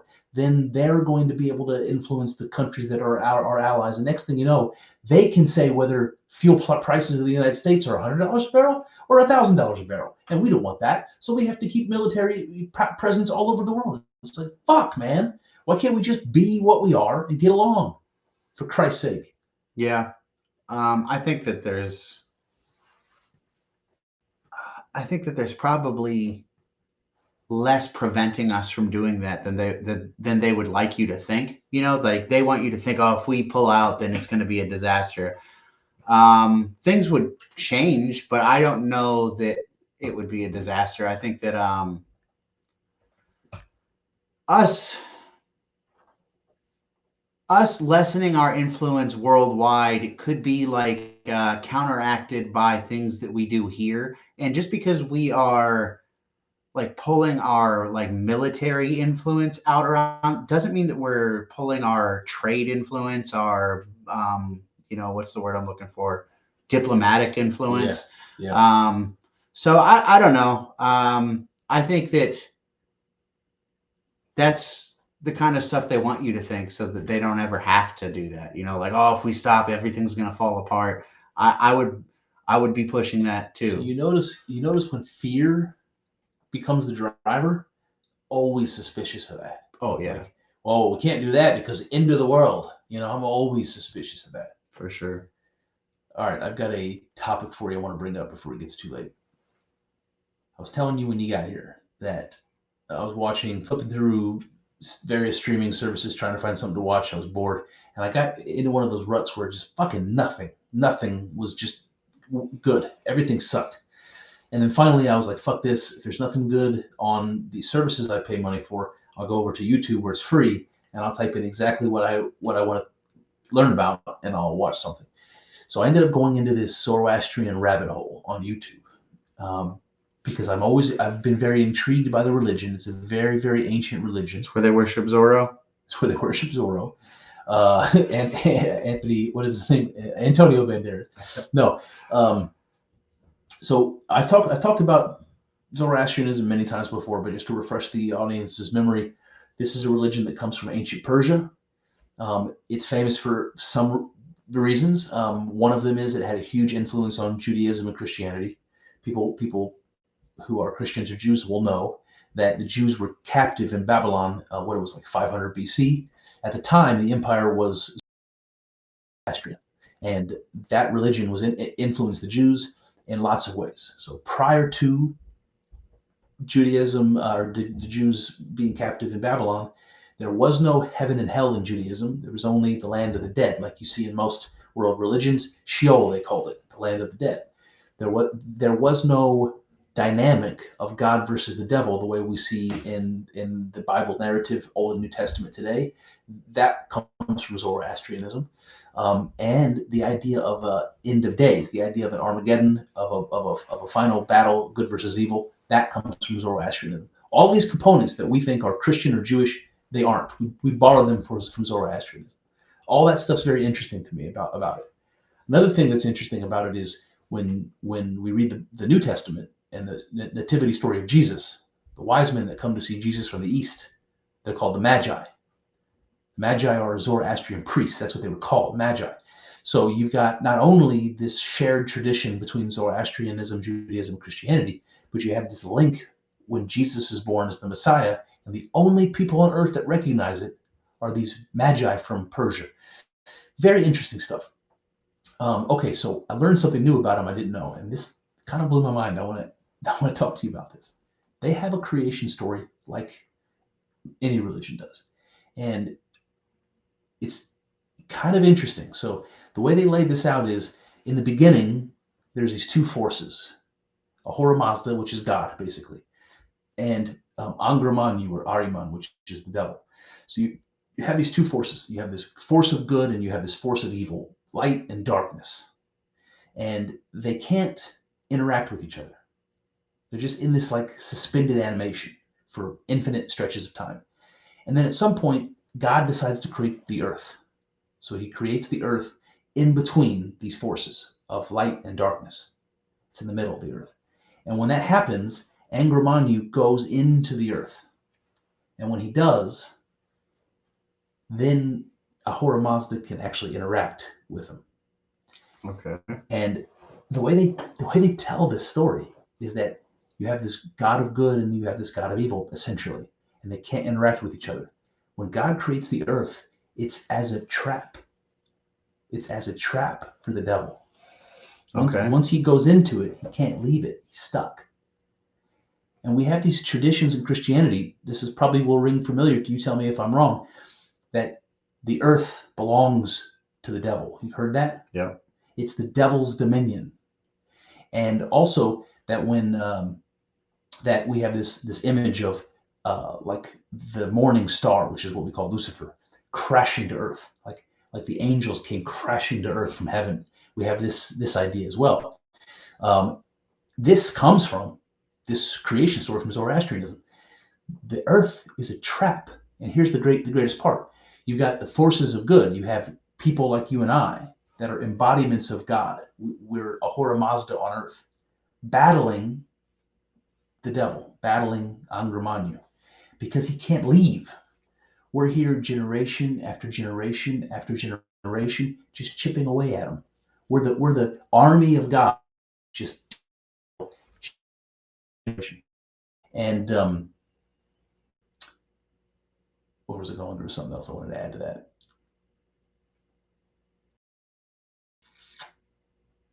Shit, I don't know. But it all leads up to the final Armageddon battle where good finally conquers evil. And some of this fits really neatly into a Judeo-Christian story. Some of this fits very neatly in. We can see some of these ideas are already there, but it's a very different way of thinking about it, that the devil gets trapped on earth and that we are, oh, that's what I wanted to add. How do we chip away at the devil? According to Zoroastrian, it's through good thoughts, good deeds, and good words. And we just do that enough until the devil is defeated. I don't know. I might be sneezing. No, he's going to sneeze. Nope, I think it's going away. So we hear about like human beings be like, like, I don't know what language they use, but you know what I mean. Like, we're told that we're warriors for God and that we're constantly at war with these forces of evil and that are. So I think that I know what you're saying. I do think that the conception, to my understanding, is a little bit different in Christianity. It's that, God created, I think if I have this right, I think that God created the angels first. The angels were already around when he created us. And God created us in his image. And, it was,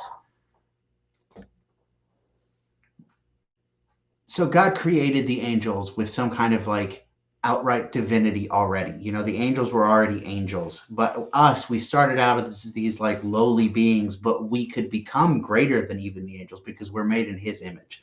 We can achieve theosis. We can become, a part of God, or I don't know the best way to describe it, but we can become greater than the angels. And that enraged Satan because he's prideful, and that is what caused him to rebel. Came down to earth, and it's not so much that we're like chipping away at him, it's that he is trying to corrupt as many of us as possible so that like he hates us, because we're chosen. We're what God gave us that special status of being able to like participate in his energies. You know what I mean? Mm-hmm. So the devil is just trying to ruin as many of us as possible to keep us from that. Yep. So I'm not sure how different that is from this idea, this Zoroastrian idea. But that's part of why I think it's so interesting, is because I never, even though we tell some of the same stories, we use some of the same language, I never really thought about that idea of the devil being trapped here. Like evil only exists with human beings. I say that all the time. It's like where evil is trapped is within us, not within the earth, but within us specifically. I just think it's interesting. I wondered what you have to say about that. I don't think that evil is. I don't think that it emanates from us. I do think that it is external to us. I think it affects us and we can act it out, but I do think that it is external. I don't know. I don't know either. I noticed you using some Orthodox language there, and I'm picking up on it now because I've been listening to to some of these people that you've introduced me to. Yeah. That whole idea of uncreated energies is interesting. I have some questions about that. I guess we can. I don't understand it that well, so I'm not the greatest person to ask, but I like talking about it. I like talking about it, but I particularly like listening to people who understand it better than I do talk about it. So I've been listening to David Patrick Harry. That's his name, right? David Patrick Harry. Yeah. Of the Church of the Eternal Logos. I told everybody about that last time. And he talks about that a bit. How you liking that show? I like it a lot. My favorite so far was his conversation with Buck Johnson. Yeah. Even though I listened to a bunch of the Logos series that he did, which are really cool, especially the ones he does about pre-Socratic Greek philosophers and like up until like the Middle Ages. Once it starts getting in, too far into the modern period, I lose a bit of interest in it. But it's been really interesting, and I've got an episode coming out. I'm going to talk about it more. There's a great episode that he did. I think it's just like a part. It's like a clip from an episode, but he was talking to a fella named E. Michael Jones. They were talking all about Logos and the history of Logos and Logos, whatever. E. Michael Jones says Logos, and he was the first person I really heard talk about it deeply. So I just always say Logos. But like how that developed in Greek, it's just really interesting, man. It is really interesting. And one thing he said is that he was talking about different civilizations and different traditions that like almost developed it, almost had that idea, but didn't quite get there. And he said that like Logos through time is like a train. Like if you're not at the station at the right time, when the inspiration, it'll leave and you won't get it, you know? It's very interesting. I think that the Taoists have something very similar. They talk about that idea a little bit. Yeah, because when he talks about the Greeks, he talks about Heraclitus in particular. He says that Heraclitus's idea of the Logos was of this principle of divine order. And so what that means is the order that, whatever it is that generates order, the order that you see in language, the order that you see in form and being, the order that you see in math, the order that you see in geometry, that all the order that exists within us and within the cosmos, that's Logos. Yeah. And I forgot where what you said first before I was started. There was connected to something else I was going to say. That like in history, the movement of Logos through history, some people almost developed it, but they didn't quite get there. Yeah, divine order. Language. Well, the connection to language is and the order is what carries it through to John, who says, when he says the word in the Bible, that's being Logos. In that video with E. Michael Jones, he talks about, so Paul was in Ephesus, I believe is where he's talking about, because I think it's Ephesus. It's either that or it's Antioch. I can't remember which one. It's one of those two. I think it's Ephesus though. So he's up there and he's, trying to spread the gospel, trying to spread Christianity. And he gives this speech and he's telling them not to worship false idols, not, and it doesn't land. Like, Paul, this is E. Michael Jones' contention that anyways, he gives them, so when you're trying to evangelize, you kind of have to, and this is true with anything. If you are out there trying to spread any ideas, you have to know how to sell it to your audience. Yep. You have to have a good narrative.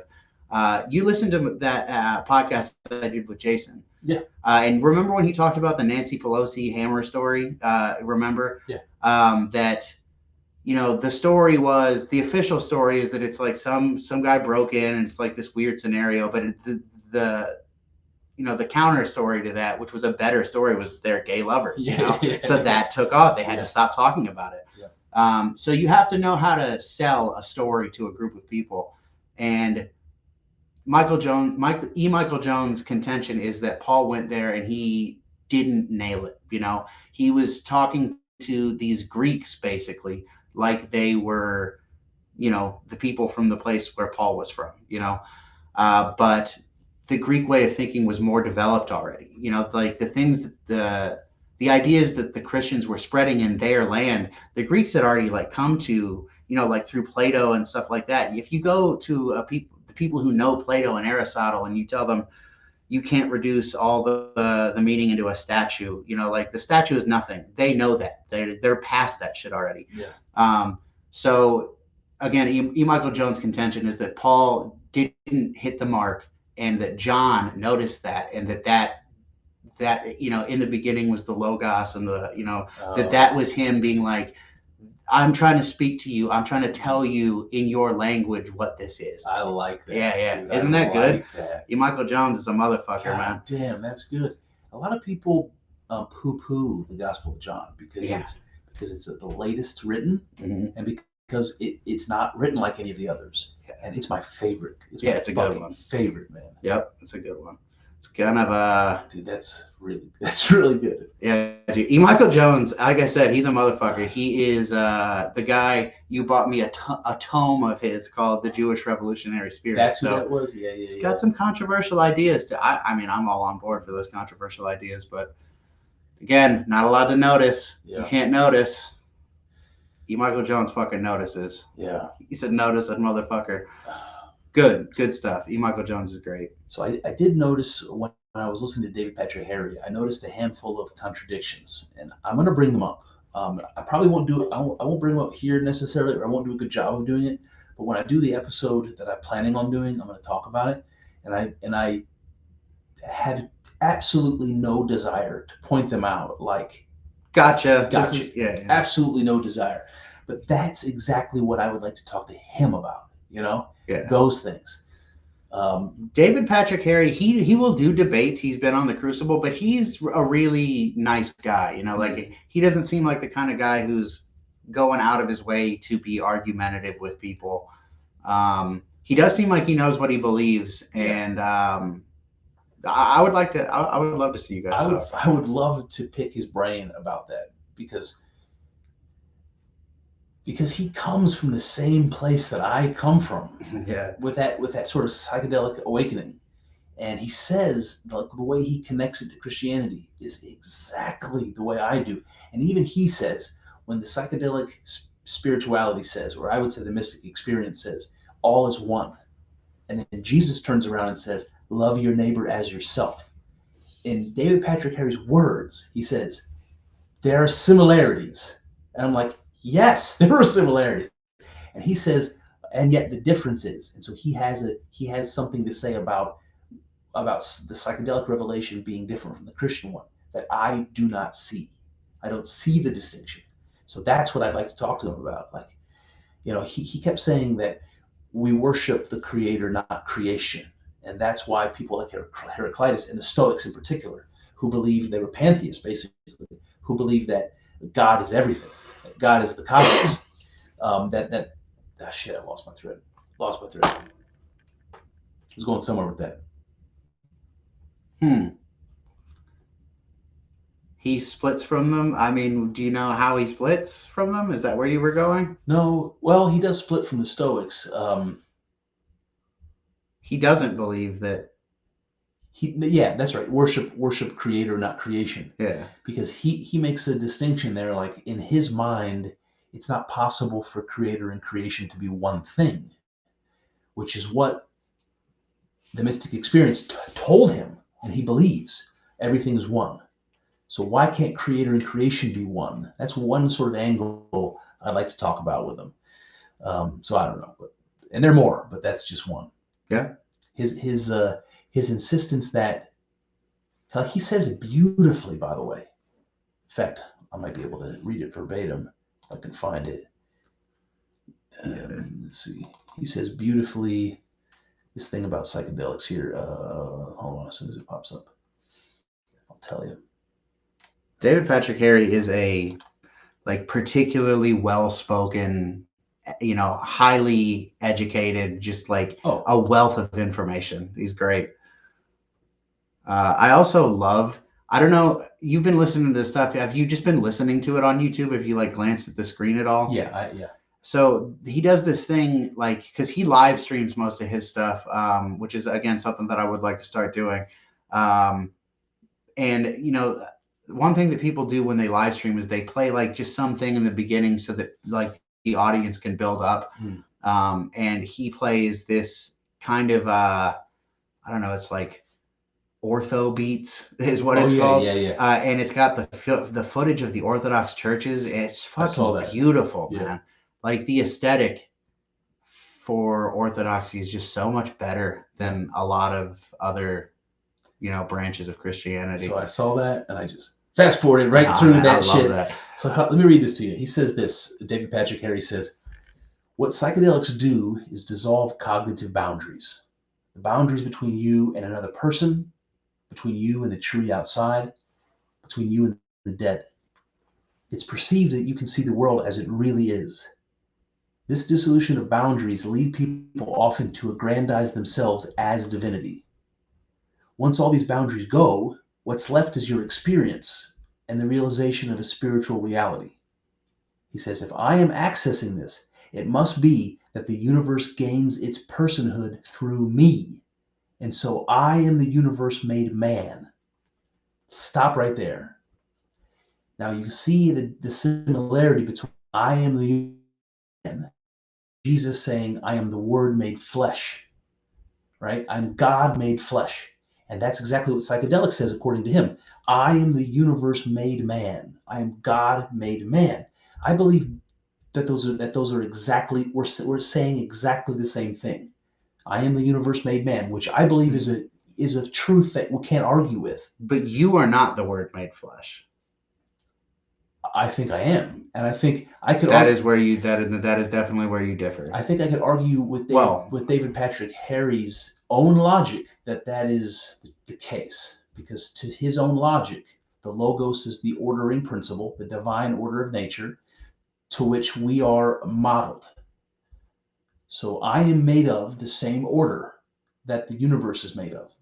That is the logos that Jesus is supposed to embody. How is that different from you and me and every man who's ever lived? How are you different from Jesus? How am I? If I am an embodiment of the logos and Jesus is an embodiment of the logos, what is the difference? Is what I'm trying to say. I don't know how to answer that question really. I mean, it seems like Jesus is like literally, like he's not a representation of it. He's not. Yeah, I see what you mean. He's like literally it. He's the truth. And he says it right here. There is an objective boundary here, and that he means between God and man. And I don't believe that. I do in a way. So that's what we. So when you are using language, when you are using narrative, when you are using logic, that is you.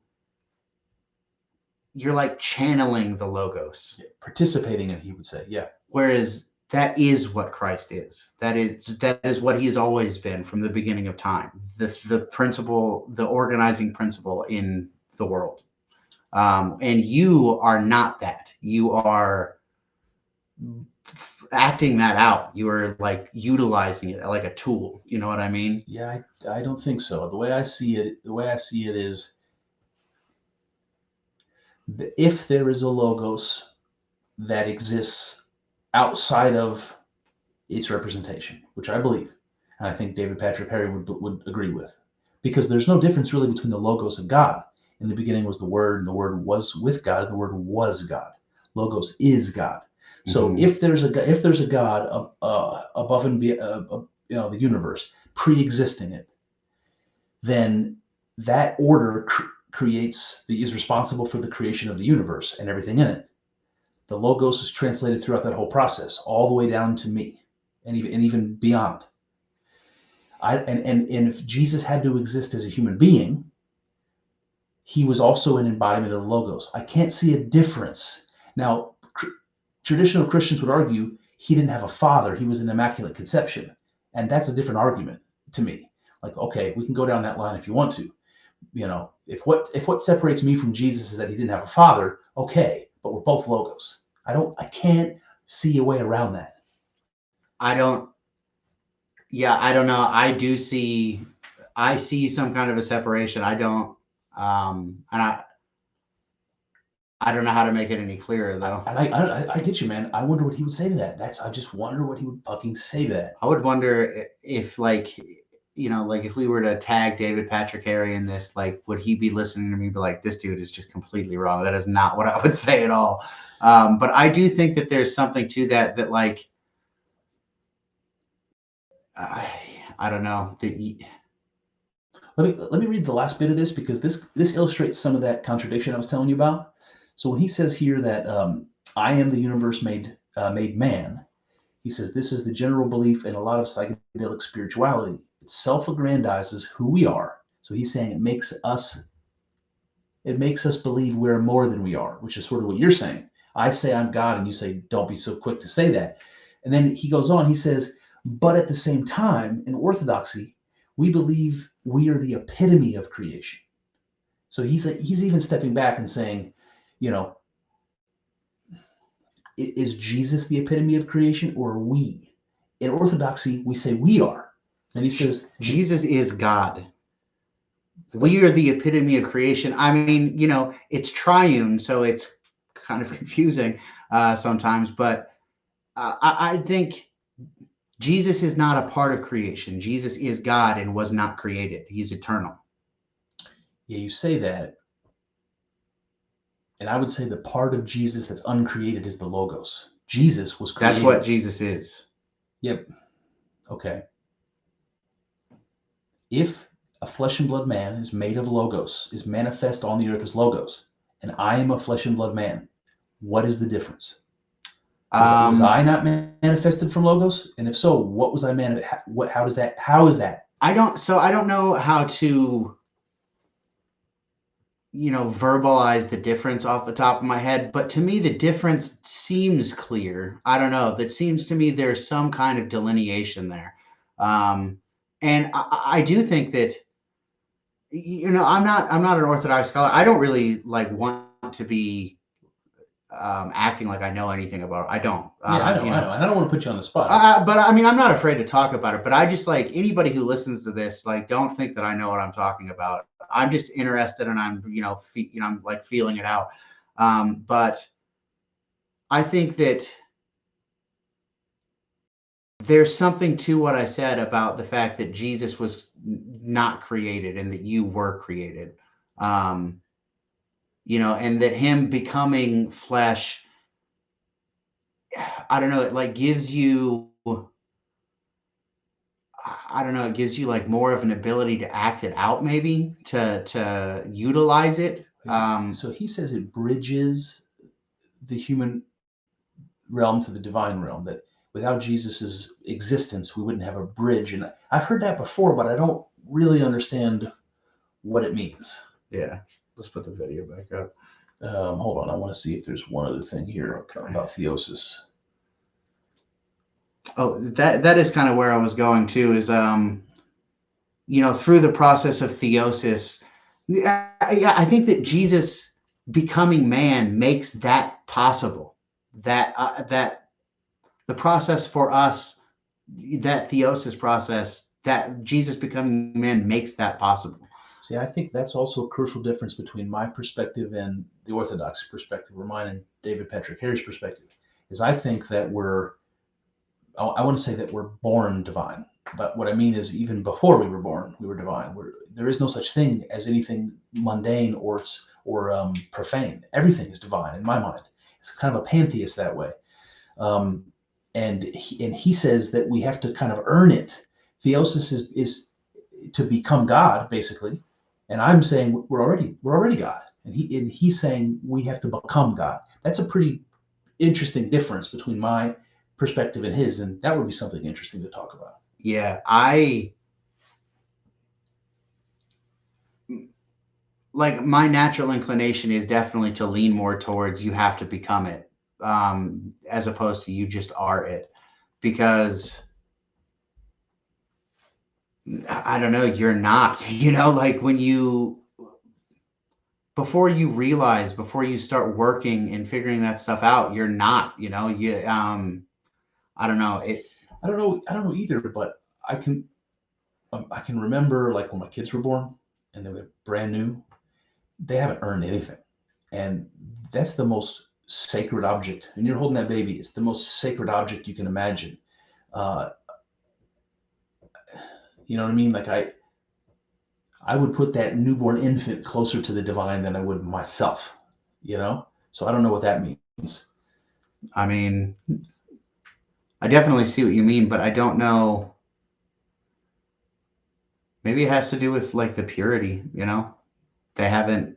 And the unprogrammed, like something about the openness and like the receptivity and the potential, all that stuff. Just those are associations to me that circle around this idea of God. They're closer to the source, Closer to the source. But this idea of theosis is interesting, and I would like to talk about that more. I'd like to understand it better. I think it's weird because it exists to his own mind only in Orthodoxy. This idea of theosis doesn't exist anywhere else in Christianity, and it's an interesting idea that theosis means to become God.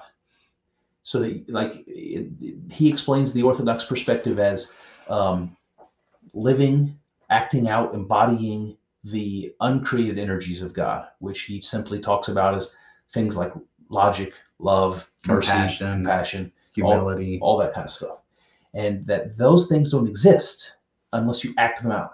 Yep. So it's a practice. You have to act them out in the world. You have to embody them so that they become real. And I think that's cool. And he's saying that when you do that, every embodied action is the action of God, basically. It's actually participating in God. That's very fucking cool. And there's seemingly some level above that, which is theosis. So you've heard, I'm sure, that people who have become saints, some of these people perform miracles. Mm-hmm. And do you think that there's something to the idea that, I don't know. I want to say that, like I was saying earlier, before you start thinking about these kind of things, it's like you're not God until you realize that you are. And maybe I think it probably takes more than realizing. I think what you just said there. Go ahead. Sorry. I just think that it probably takes more than just realizing it. It takes action. It takes participating in those energies, doing the work. You're not just going to this is how I feel. You're not going to have a mushroom trip and then realize that you're God to the point where you can do miracles. You know what I'm saying? Yeah. And dude, 8 years ago, I would not entertain the idea that a saint could perform a miracle at all. Now, I don't think that it's unrealistic at all. I don't know how I feel about that, if I'm being frank. Yeah, I understand. I mean, like I said, just a few years ago, I would have been like, no, that's stupid. Now I don't think it's necessarily stupid. I want to believe in the reality of miracles like the way I want to believe in aliens or Bigfoot. Like I hate to say it that way, but it's like I want it to be real. But if you put me in a corner, I'd be like, I'm gonna err on the side of caution on this one. I think it's bullshit.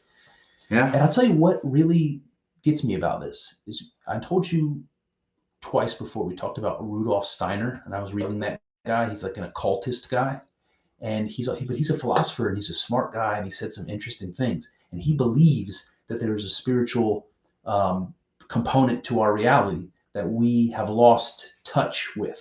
We don't exercise it, and so we don't. It's like we've lost the ability, And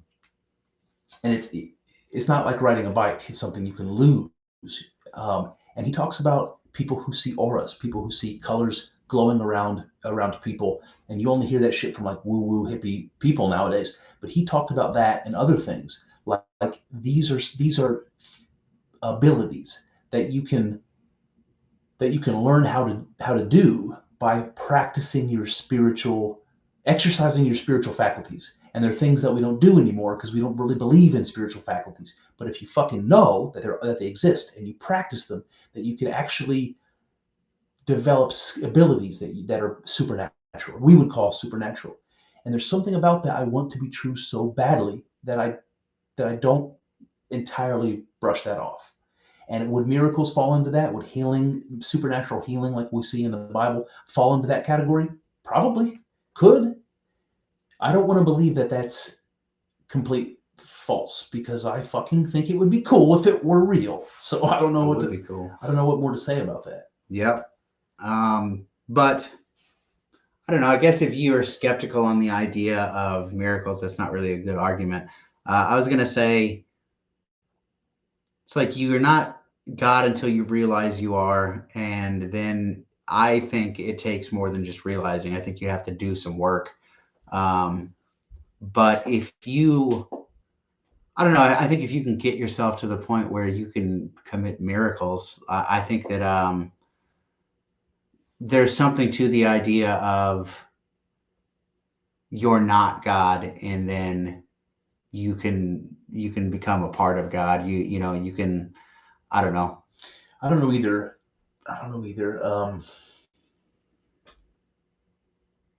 There was something you were saying there that I was going to grab a hold of, and I can't remember. I don't think that you are ever. Oh, I know what the totality of God. Like God. Jesus is not the totality of God. Like it's more one in many. Yeah.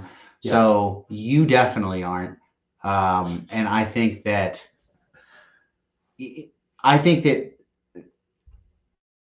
some of I am God stuff is maybe it's like people getting a little big for their britches. You know what I mean? Well, listen, I think that's fair, and David Patrick Harris said the same thing. He's a smart guy. I want to say there's two. I don't know if you want to call them revelations, but there's two messages that I received from psychedelic mystical experience. The first one is I am God. So when you say recognizing that you're God, like you're not God until you realize that you're God. I understand that feeling because I was there. Because all my life I've been not God. I've been just a regular, speck of mode of dust in the cosmos. I never thought of myself as anything more than that. When I had a mystical experience, I realized that I am God. Yeah. And then the subsequent experiences told me something else. It told me that the magical world that I experience in mystical experience, that the supernatural reality that I never could have anticipated, that I was so impacted by in that experience, is the world I exist in. That the difference is an illusion, and that what I need to do is learn how to have that mystical feeling in my day-to-day life. And I haven't been able to do that. I haven't been able to accomplish that yet. But start microdosing shrooms, bro. No. It sounds to me like what you said about needing to do works, needing to participate, needing to carry that into the world in order to make it real. And that's what I'm trying to figure out how to do. I don't know what that means. Become Orthodox, bro. I'll go to church with you. I told you I want to. I'd like to see it. Fucking A, we're not doing the podcast tomorrow morning. Yeah. Well, we should go sometime though, for sure. I would love to go back to the one that I went to. That was like legit. Yeah. I do think that there's something to the thing that I said that it's been sticking in my head that there's something to the difference that Jesus was not created. You were created. I think that there's something to that. I don't know what it is. I need to figure that I need to, chew that one a little bit more. Yeah, I'm chewing on it right now with that. I'm thinking if, going back to this idea of the Immaculate Conception, if that means that whatever the Logos is, by its own will, transfigured itself into material form and walked among us.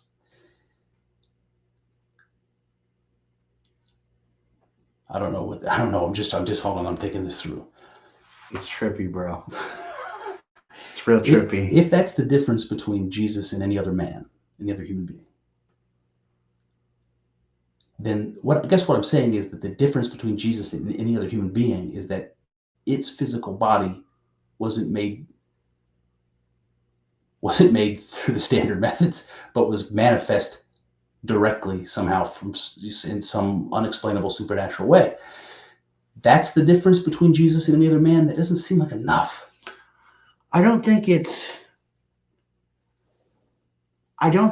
you're concentrating too much on the baby in the womb, the aspect of it becoming flesh. And I'm concentrating more on the fact that it's always been, Yeah. I agree with you that like the method of how it becomes flesh. I mean, I don't know. And I'm sure there is some significance to that, but Yeah, I think I'm just more referencing the fact that it has always been. How it came into the flesh is not the important aspect. I see what you mean. So I think where I would disagree with you and with David Patrick Harry is that I believe that the spirit, the soul that inhabits us is uncreated and eternal. That our soul is God. Full stop. I believe that. The same soul in you and me and everyone else listening right now. That's what I believe. Uncreated and eternal. Okay. Yeah. That's interesting, right? I don't know. Yeah. I don't know what to think about that either. I mean, I don't know. Like, you know, I'm not like an Orthodox scholar. I don't know what to say. I don't know if your soul is eternal. You know, maybe it is. Maybe, you know, but then there is still some distinction, like that you are you. You know, your soul is maybe eternal, but I don't know. It's these things are hard to talk about. They are talk about, and they are. And David Patrick Harry did. He said something about the ego. He said that the ego, that psychedelic spirituality tells you that the ego is false, the thing that you identify with, and so you have to destroy the ego in that ego death experience that you have in psychedelics, and then what you're left with is not a self, but an experience and a recognition of it being non-material, which I think is all true. I think he gets it. And what baffles me is that he gets it and doesn't agree with me about certain things. And I want to know where the divergence is. I want to know. What do you think the chances are that you get some kind of understanding on this and you're like, oh shit, orthodoxy is right? Listen, I'm open to that. Yeah. And I would explore it. I'm praying for you, brother. I would explore it. You know, the only thing I'll tell you about this whole orthodoxy thing is like I didn't have the same appeal. It didn't shine out at me to call me forward. Although maybe this whole thing is that. Maybe this whole thing is that. But I did have an experience with Catholicism that was sort of like that. I told you, it started off with that one service I went to, and I told you all the things about it that were appealing to me: the ritual, the imagery, the symbolism, all that stuff. So we got to pick a Sunday, you know, in the next like month to go to that Russian Orthodox church. That'd be awesome. We could do a podcast on it. Yeah, go to church, do a podcast. Go to church, do a podcast. Yeah. We're at 2 hours. All right, all you cool cats and female cats. Again, it's time for us to wrap this show up. But I keep meaning to fucking do this at the beginning of the show. We have to fucking start doing this at the beginning of the show. Like, comment, subscribe, hit that little fucking bell so you get notifications when our shows come on. Like, comment, subscribe, drive us up in the algorithm. Get us some more viewers, please. That would be great. We would appreciate that. And my Twitter's not up there, but go follow me on Twitter, Based Fat Chad. I got 2 more days before I can tweet again. But oh, really? Yeah. And at Two Tongues Pod, let us know what's up. Like, comment, subscribe. Until next time. Hit that bell, bitches.